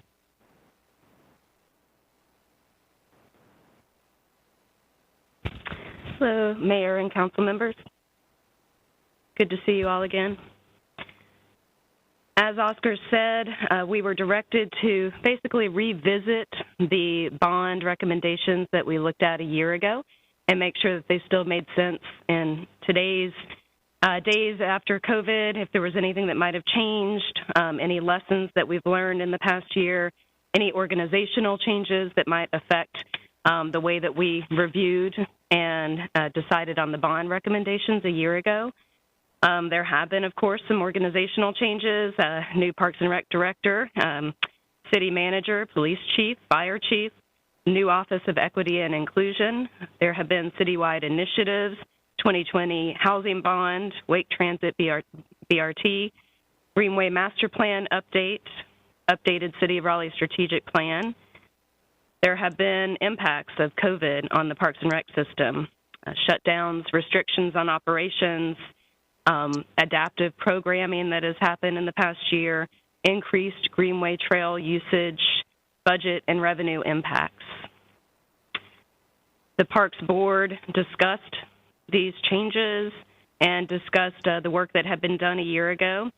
We met in our January regularly scheduled meeting. We had a survey questionnaire that was sent out to all the Parks and Rec Board members, as well as the 2 Raleigh Youth Council members who are representatives to our board, and then discussed all of this again at our February board meeting. The good news is that we were able to unanimously feel that the work that we had done a year ago still held true and still made a lot of sense. There, of course, can be adjustments and changes to various projects and various initiatives, but overall, we felt it was a good process. We felt like we looked very carefully at equity. That was a major priority. A year ago, even, we were looking at reinvestment in the city park system. We were looking at having a balance of projects around council districts, and we feel that that still holds true. So at this point, we do endorse the 2020 bond process, and we endorse the 2020 bond list that had been presented to you a year ago. We also still endorse the idea of a penny tax for parks as a way to help with some of the funding shortages. The key themes and recommendations that came out were park system reinvestment. There has been quite a bit of talk of trying to go ahead and get the community center gyms completed with their air conditioning systems. So if that's not done through the bond itself, that it be a priority to be done in some way with some of the general fund monies. There was discussion of the Falls Park, Whitewater Park, and the newly, which I'll be presenting in a moment, completed Neuse River Blueway system. And if the Falls Whitewater Park is not seen as a priority by council, perhaps the Neuse River Blueway master plan could be something that could be moved up in the tier system. This was discussed in our meeting because it does affect a lot of the city, and it's still focusing on the river system and could possibly be implemented more quickly because of the work that was done in the master plan, whereas the Falls Whitewater Park probably needs a little more feasibility study to determine if that's possible at this time. We did also look into the Lake Wheeler Rowing Center that had recently come up as a, it's come up many times and came up again recently to review it again. At this time, we still felt like it was not the highest priority for the park system to be putting monies, particularly not meeting some of our goals of equity and inclusion. So at this time, I would like to go ahead and I believe you have the memo that the Vice Chair and I wrote with the supporting documents. If you have any questions, I'm happy to take them, but I believe I'll be at your retreat for more in-depth discussion at that time. Okay, thank you. This is a topic we will be taking up at our retreat. Does anybody have any questions right now? Councilmember Cox? Yes, I appreciate the work that was done by everyone, but I have to admit, this is the travesty for District B. I cannot support the recommendations that have come out for District B because, frankly, there aren't any recommendations for District B that meet the priorities of the community. We have several parks that have partially implemented master plans. There's nothing in there about continuing the development of those master plans. There are tracks that are empty that have no master plan, and there are parks that are in need of maintenance. So I'm really disappointed in what has come out of this process. District B is a diverse district, and I think there are parts of District B that are underserved. And if this were to go forward, it'll be many years before any parts of District B are able to be served with regards to parks. So I'm very disappointed in what has come out of this process, and I think the residents of District B are getting the short end of the stick. Do we have any other questions? Councilor Buffkin? Thank you, Mayor. Not so much a question, but a comment. And Mr. Cox, I appreciate those comments and we'll take them to heart. back in January when we asked the board to take a second look and update its recommendations, I had suggested then, and I still feel the same today, that this is the start of a process. It's not the end. And we're now shifting to a phase where the onus is on council to put together a bond package that the voters will approve.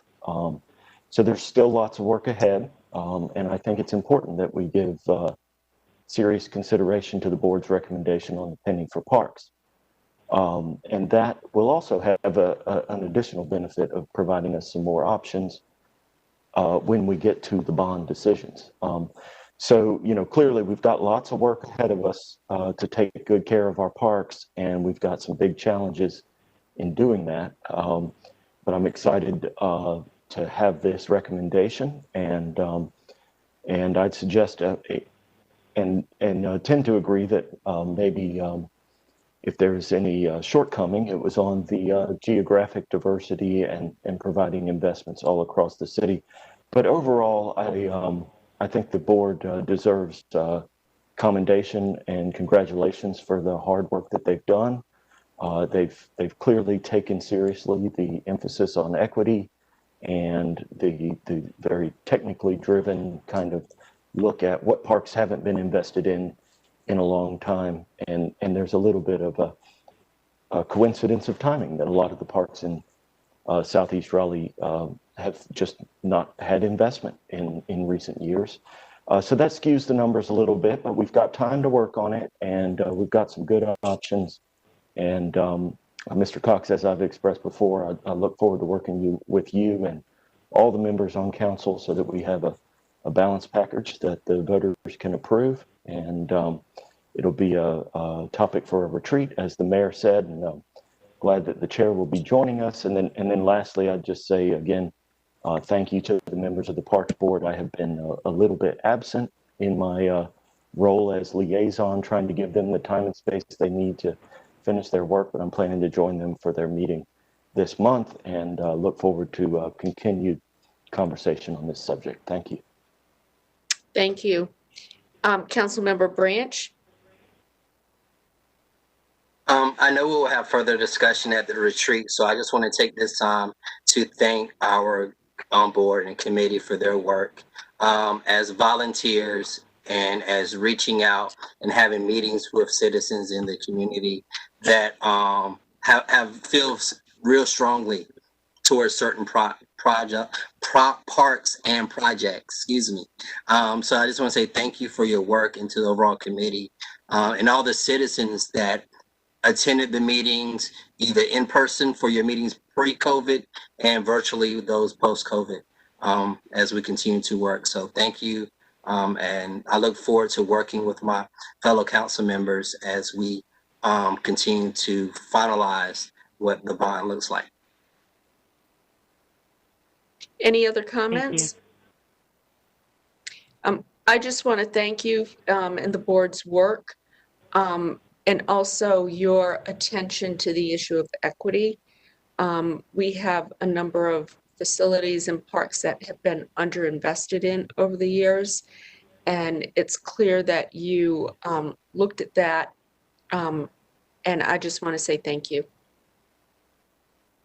Thank you. If I could respond briefly to Councilman Cox's comment. Yes. I just would like to point out that one of the larger parks that's in the Tier 2 projects is the Falls Whitewater Park, and that is in District B.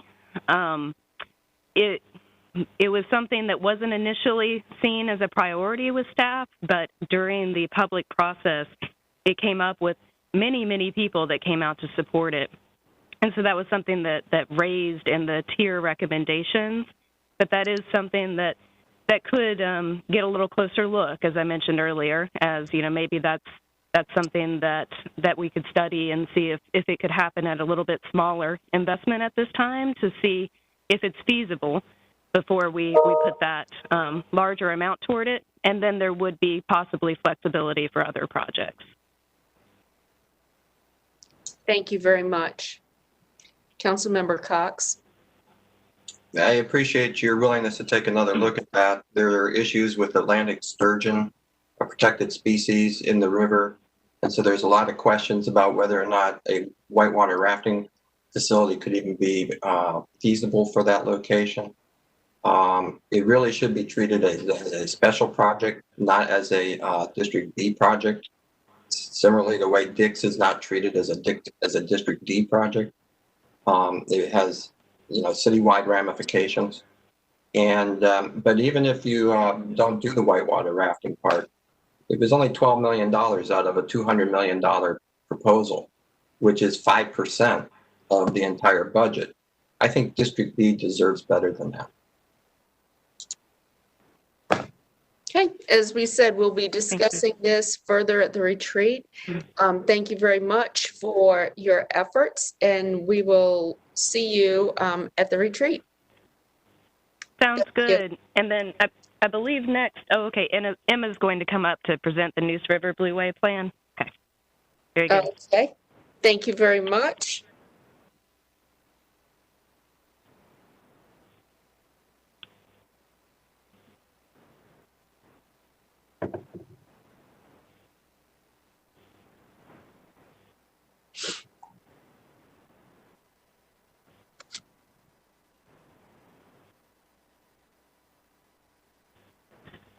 Hello, I'm Emma Lyles. The Neuse River Blueway Plan is a comprehensive effort to improve public access to and awareness of the Neuse River as a valuable natural resource and recreational asset. The plan provides a long-term vision for the creation of a cohesive paddling trail that will connect over 2,000 acres of parks, greenway land, and open space along the 25 miles of the Neuse River that flow through the city of Raleigh and Wake County. This plan was developed in partnership with the National Park Service through the Rivers, Trails, and Conservation Assistance Program, a diverse group of project partners representing multiple jurisdictions, public and nonprofit landowners, advocacy organizations, and various other stakeholder groups provided essential guidance and expertise throughout the planning process. Just a few examples of people we worked with include the Town of Clayton, Triangle Land Conservancy, and the Carolina Canoe Club.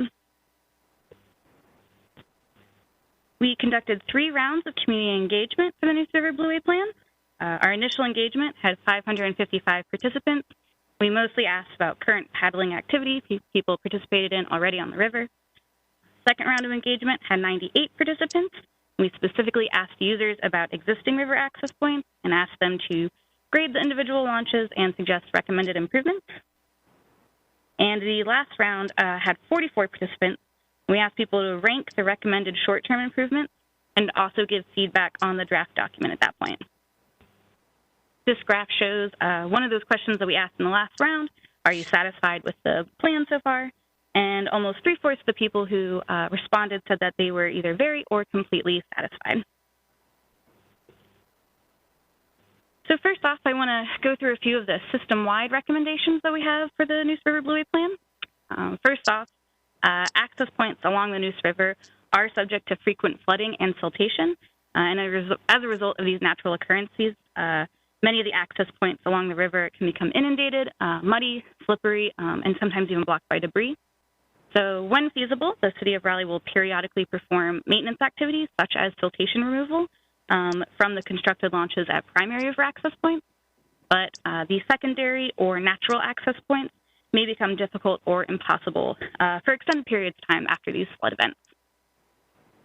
Primary river access points will be established at key nodes along the river, developed to accommodate heavy use, and will include features such as restroom access, expanded parking, and ADA accessible launches when feasible. Plan also recommends a variety of signage, including wayfinding signage along the river, as well as river safety signage at the individual launches, and signage at the intersection of greenway and river access points to help boaters more safely portage their boats to the access point. The incorporation of public art should also be considered when designing new primary river access points, as well as along the vehicular or greenway bridges that span the river. The plan also recommends building unity between the different users, the paddlists and the cyclists and the pedestrians, of the Neuse River Greenway Trail and the Neuse River itself by hosting City of Raleigh events along the Neuse River to highlight the different experiences that the river provides.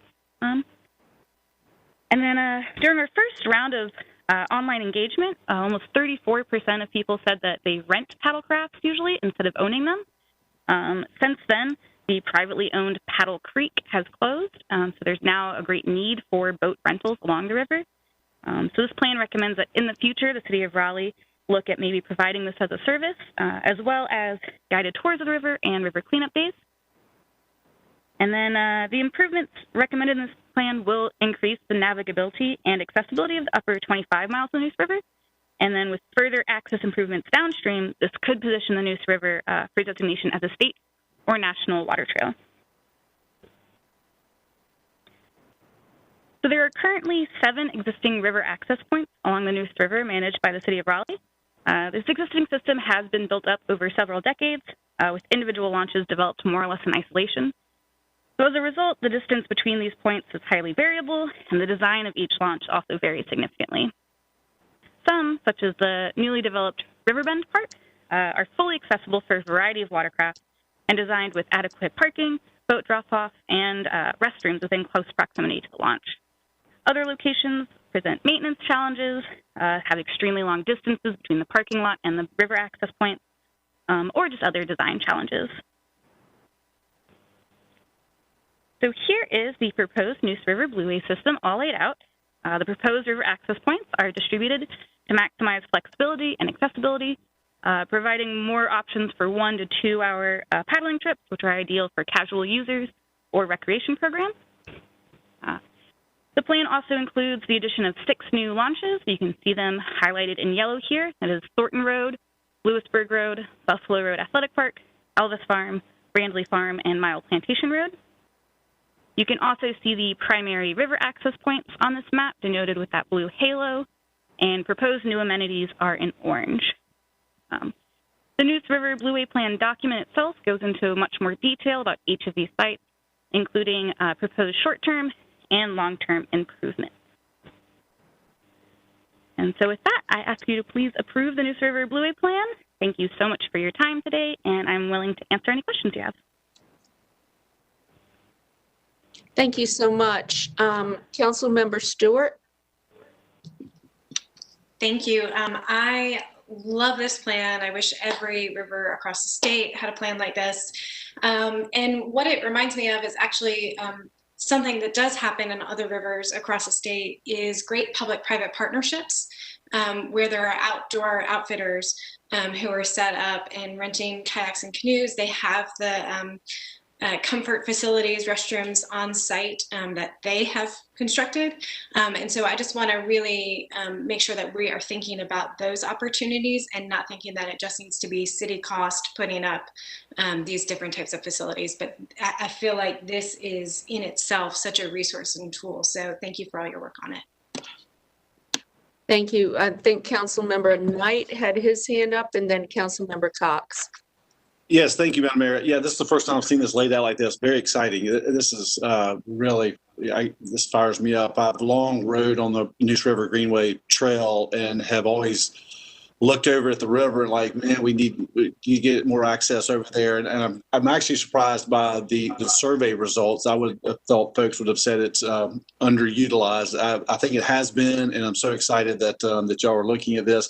I think we need to look at the ADA accessibility, trying to get that at each one of our access points. I love Mayor Pro Tem Stewart's idea of partnering with our small businesses that are in outdoor recreation. As we all know how important outdoor recreation is during the pandemic, but then going forward. So this is a great opportunity to partner with those. So I love that idea.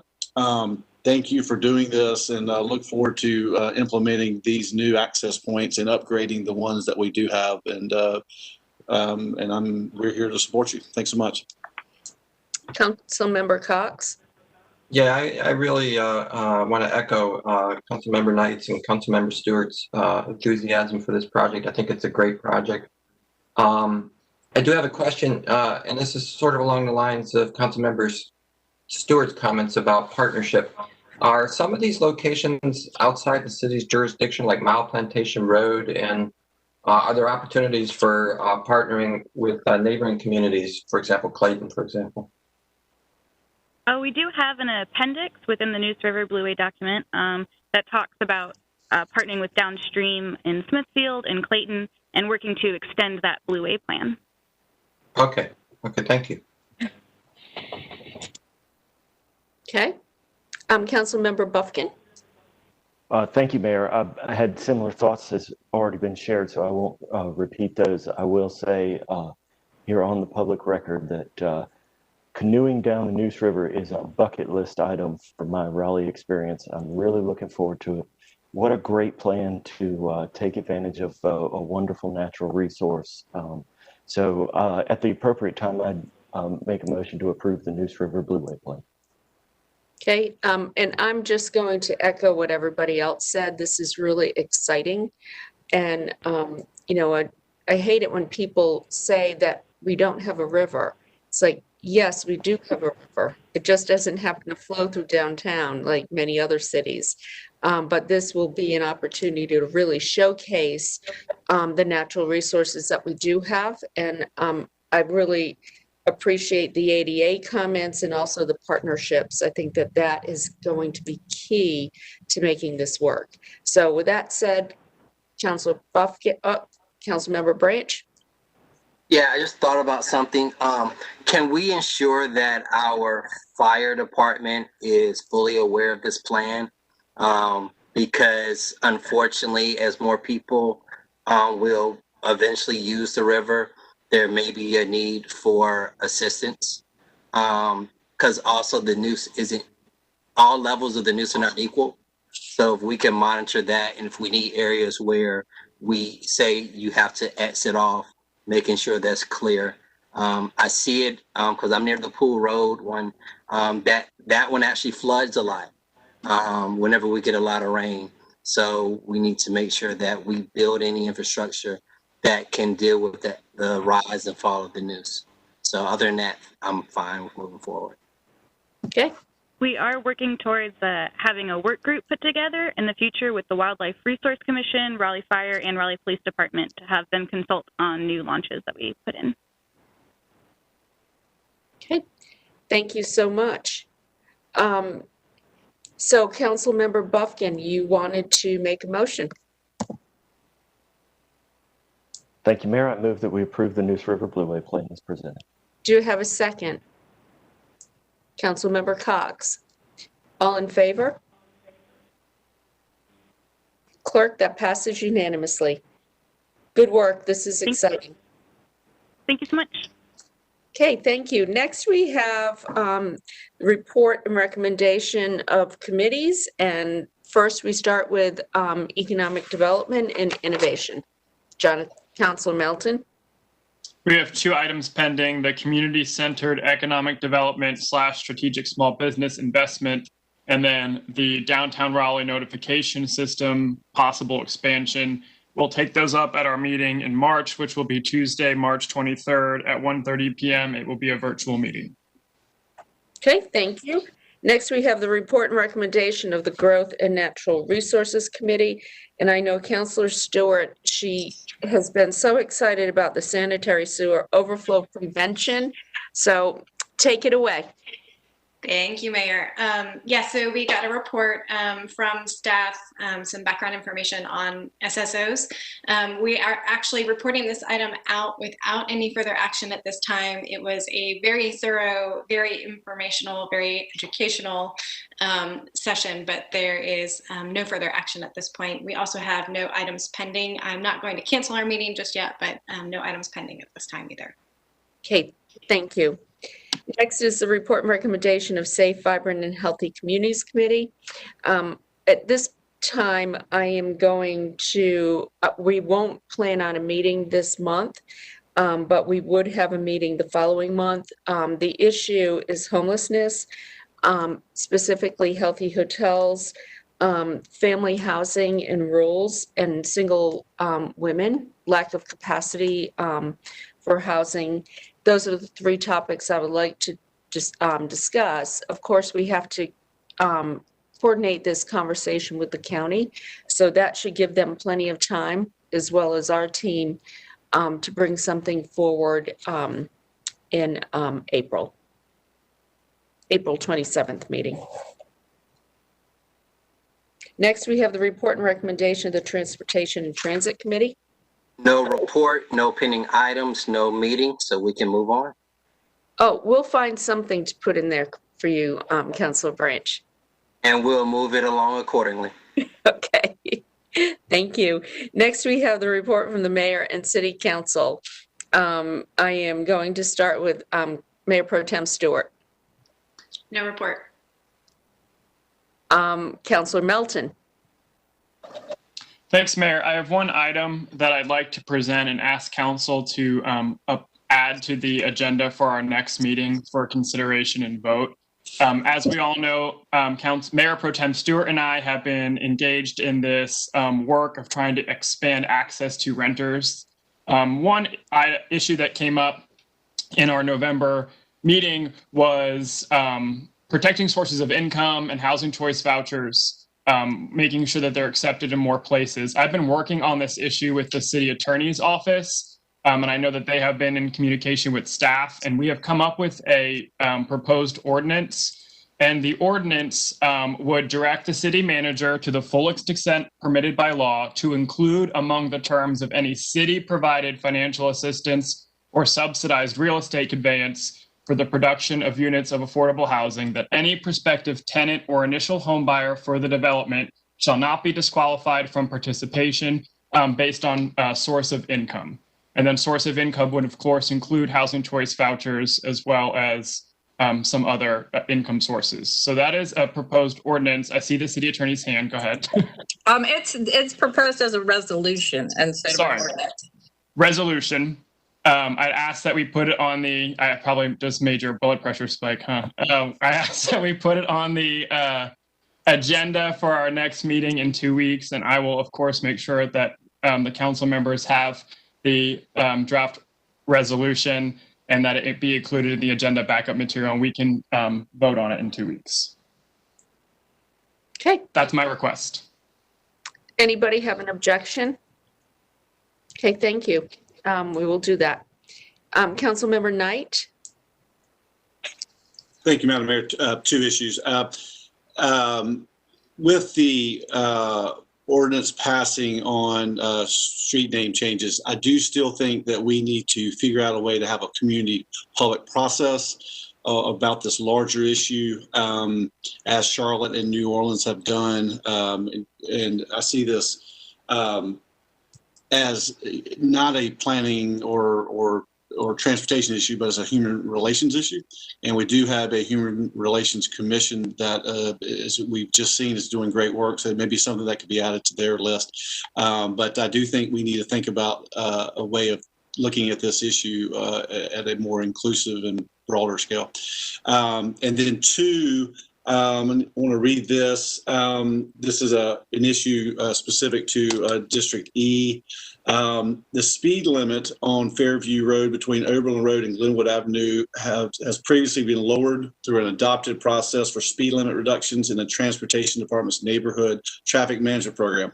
This reduction was done from a statutorily unposted 35 miles per hour to 30 miles per hour through a petition circulated by the residents along the street and adopted through a consent agenda. This speed limit reduction is the lowest a speed limit can be reduced per adopted policy. Based on continued conversations with the Fairview Road area neighbors in an effort to continue to improve safety and quality of life along the stretch of road, I would appreciate your support in further reduction of the speed limit from a current 30 miles per hour to a speed limit of 25 miles per hour. I move to authorize the further reduction of the speed limit to 25 miles per hour along the Fairview Road between Oberlin Road and Glenwood Avenue. The traffic schedule should be amended effective 7 days from council action, with the existing speed limit sign switched out within that 7-day period as well. Fully supported by the folks that live along this stretch of Fairview Road and neighbors as much as I can tell. This is a part of a larger process to increase public safety and expand human connectivity along that corridor and into the 5 Points intersection. We're looking at other traffic calming measures that we hope to bring back before City Council if needed to move forward on. I'll also be looking at our budget to contain some funding for a small area plan for the 5 Points area this coming year. Thank you. Okay, so the motion that you made were you making a motion on the speed? Yeah, simply to lower the speed limit from 30 miles an hour to 25 miles per hour along that stretch of road. Okay, could we instead have that brought back to us in 2 weeks? Sure. Okay. That would allow us just to have staff come up with that. This is the first time most of us are hearing about it. Not a big deal, but just trying to do that so we have consistency in how these requests are moved forward. Sure, staff's aware of it. They helped prepare the language for this, but it was really just to start that process, not to pass the actual implementation of it. But that's fine. We can do it in 2 weeks and go ahead and hopefully then pass it so we can move forward on it. Yes. Absolutely. Councilmember Cox. Just a quick question about the speed limit reduction. I mean, is this following the standard process for speed limit reduction, or is this different than the standard process? I think that's a question for staff. I think the process is I need to come before y'all and recommend it, and y'all support it or not support it, and we move forward. I thought there was a petition process for this. It can be initiated one of two ways. And so Councilmember Knight has worked with staff on the proper manner in which to bring it forward to get buy-in and support from council. And if you all are supportive, staff can bring back a report in 2 weeks that would outline the protocols for being able to change the speed limit. Okay, if we could have that information in 2 weeks. Thank you. So you were all moving around my screen, so I got kind of confused about who I've called on. Let me see, Councilmember Fort. No report, thank you. Okay, Councilmember Buffkin. Thank you, Mayor. Members of council, I report today to bring to your attention a shocking and sad event that happened in District A this weekend. The newly renovated community center at Eastgate Park was vandalized with graffiti. It included vulgar images and gay slurs. And I come to you today to state unequivocally this is unacceptable behavior in our city. It doesn't reflect the best of Raleigh, and we're not going to put up with it. I'm expecting RPD will investigate, and park staff has already been notified and is initiating an effort to clean it up. This kind of activity clearly is not acceptable, and it doesn't reflect the best of Raleigh. I wanted you all to know about this, and our staff is responding appropriately. Thank you. Thank you, Councilor Buffkin. That is very, as you said, unacceptable, and thank you for bringing that to our attention. Councilmember Branch. No report. Councilmember Cox. No report today. Today is the day of no reports. I do have one item, though. The Raleigh Convention Center Commission was formed in 1973. With the new convention center, it has much more of a regional impact. And the convention center is asking that we potentially change the rules to allow representatives from outside Raleigh to the commission to reflect this change. There are people apparently very influential in the industry who do not live in the city, but live in other areas of the city. And we may also want to look at adding 2 potential members to that board. What I would like to do is ask Brandon to come up at our next meeting, bring something forward that would allow us to do this, and we'll see if there's support. Everybody okay with that? Okay. If the staff could bring this forward at our next meeting for consideration, and maybe we can hear from Carrie Painter as well. Okay. City Attorney, did you want to say something? You look like you. No, I just wanted to clarify one thing, actually. So to expand the membership where people live and add 2 more seats as well? So allow, say, 1 or 2 people from outside Raleigh to be on the board, and then look at the potential of adding a seat or 2. Okay, because this is an ordinance, so I guess we can bring back the options and y'all can give us direction when we get the actual ordinance drafted once there's a decision made about how many and how you want it set up. Is that correct? Yes, and as I said, please involve Carrie Painter, the director of the convention center. Okay? All right, thank you. All right. Next we have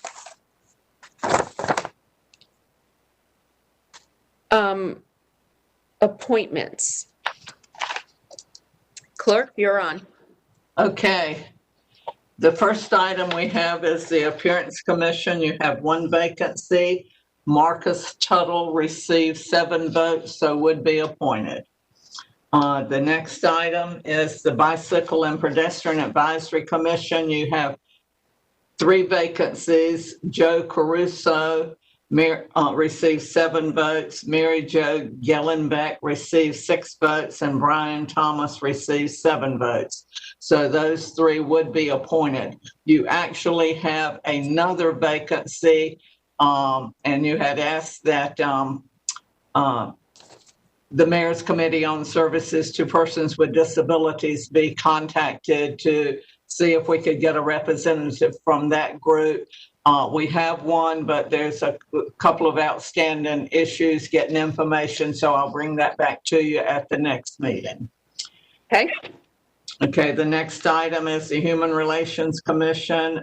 There's 1 alternate vacancy, no nominations at this point. Parks, Recreation, and Greenway Advisory Board, you have 2 vacancies, no nominations at this point. Planning Commission. Yes. Member Buffkin. Thank you, Mayor. At our last meeting, you asked me to work with the board chair for the Parks, Recreation, Greenway Advisory Board to identify some missing talents or backgrounds that would be strong additions to the board.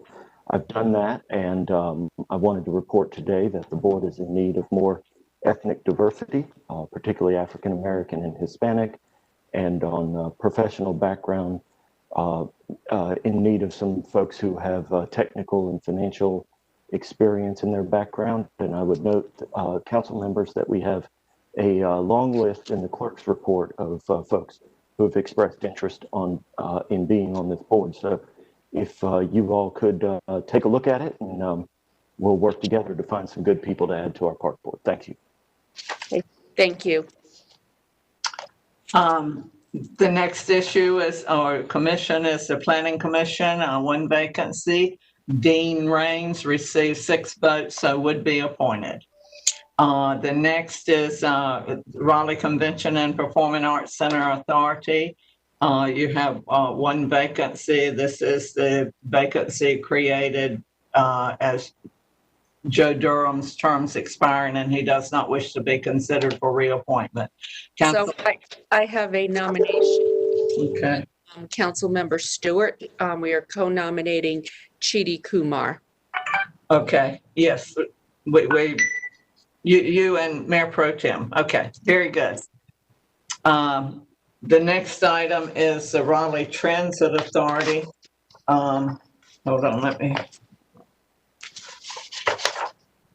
1 regular member, the term of Daniel Coleman is expiring. He is eligible for reappointment and would like to be considered. However, during the February 16 meeting, a motion was made to reappoint Mr. Coleman. However, it failed on a 4-4 vote. He continues to serve until replaced or reappointed, and at this point, I have not received any nominations. So you have 1 vacancy for Raleigh Transit Authority, regular member. The next would be Councilmember Stewart. Thank you. Clerk, I just want to make sure that we're also reaching out to the Mayor's Committee for Persons with Disabilities about that vacancy as well, to see if they have any recommendations. I will make sure that occurs. Thank you, ma'am. Thank you. The next is the Raleigh Transit Authority. You have one alternate vacancy, and LaPonda Edmondson received 6 votes, so would be appointed. Okay, that's all we have on appointments. We do not have any nominations, so that's all of my report at this time. Okay, thank you. Next, we have the report recommendation of the city attorney. I just have one item, Mayor. You may remember at the last meeting, the topic of enhanced signage at the Raleigh Convention Center complex was brought up by you. Given that this is only at the text change authorization stage, I was asked to just include this in my report rather than a special item. Just to recap briefly, from the last minute meeting before the pandemic, the Raleigh Convention Center staff had expressed that they believe they had a need for some enhanced digital signing at the Convention Center complex. The reason, one of the main reasons, is because they have to compete with other convention facilities in other jurisdictions that allow this type of signage, and they feel they would be in a better position to do that if they could have the same types of signs. Now, as we know, the pandemic has caused operations of the RCC to be impacted. Now, as Derek Reamer pointed out earlier, some of those restrictions have been lifted, and we hope there are more vaccines on the way. So it is hoped that the convention center will soon be back regularly hosting public events and performances. So right now, the UDO does not allow for this type of signage. Our office has looked at it with planning, and there are a few changes that can be made to the UDO that would allow the signs. Because the text change process, as we know, can take a lot of time. They would like to get authorization to start that process now, with the hope that it will be in place when the convention center is ready to have the signs. So if council wants to move forward to start the text change process, a motion to do that would be appropriate.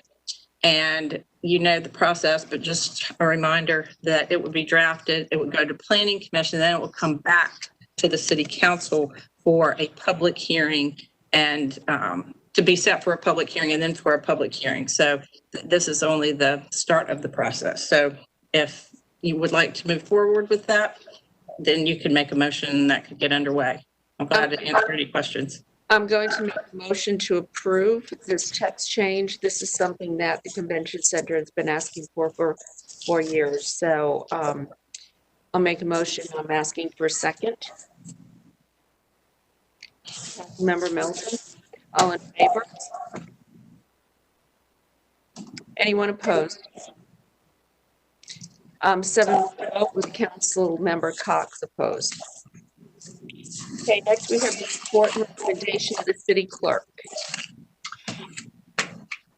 You have 3 sets of minutes for consideration: February 16 work session, February 16 regular session, February 22nd budget work session for consideration of approval. Do I have a motion to approve? Councilmember Branch, seconded by Mayor Pro Tem Stewart. All in favor? That passes unanimously, clerk. And that's all I have. Thank you. Okay, next we are going to enter into closed session. I am going to make a motion. And when we will take a break, quick break, 5 minutes, when we enter into closed session. So a motion is in order to enter closed session pursuant to GS 143-318.11A1 and A3 to consult with the city attorney to preserve the attorney-client privilege and to prevent disclosure of information that is privileged and confidential pursuant to the laws of North Carolina or not considered a public record within the meaning of Chapter 132 of the General Statutes. So moved. Do I have a second? Thank you, Mayor Pro Tem Stewart. All in favor? Okay. Thank you, everyone. We will see you at 7 tonight, and we are now entering closed session.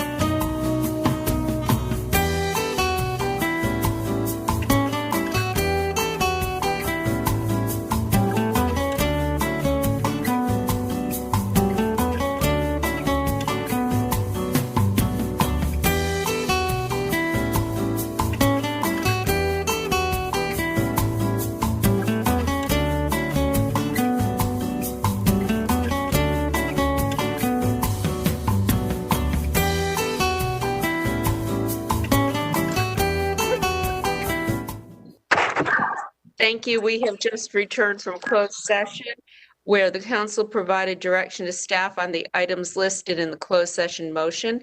Council will reconvene at 7 p.m. We'll see you then. Thank you. Thank you.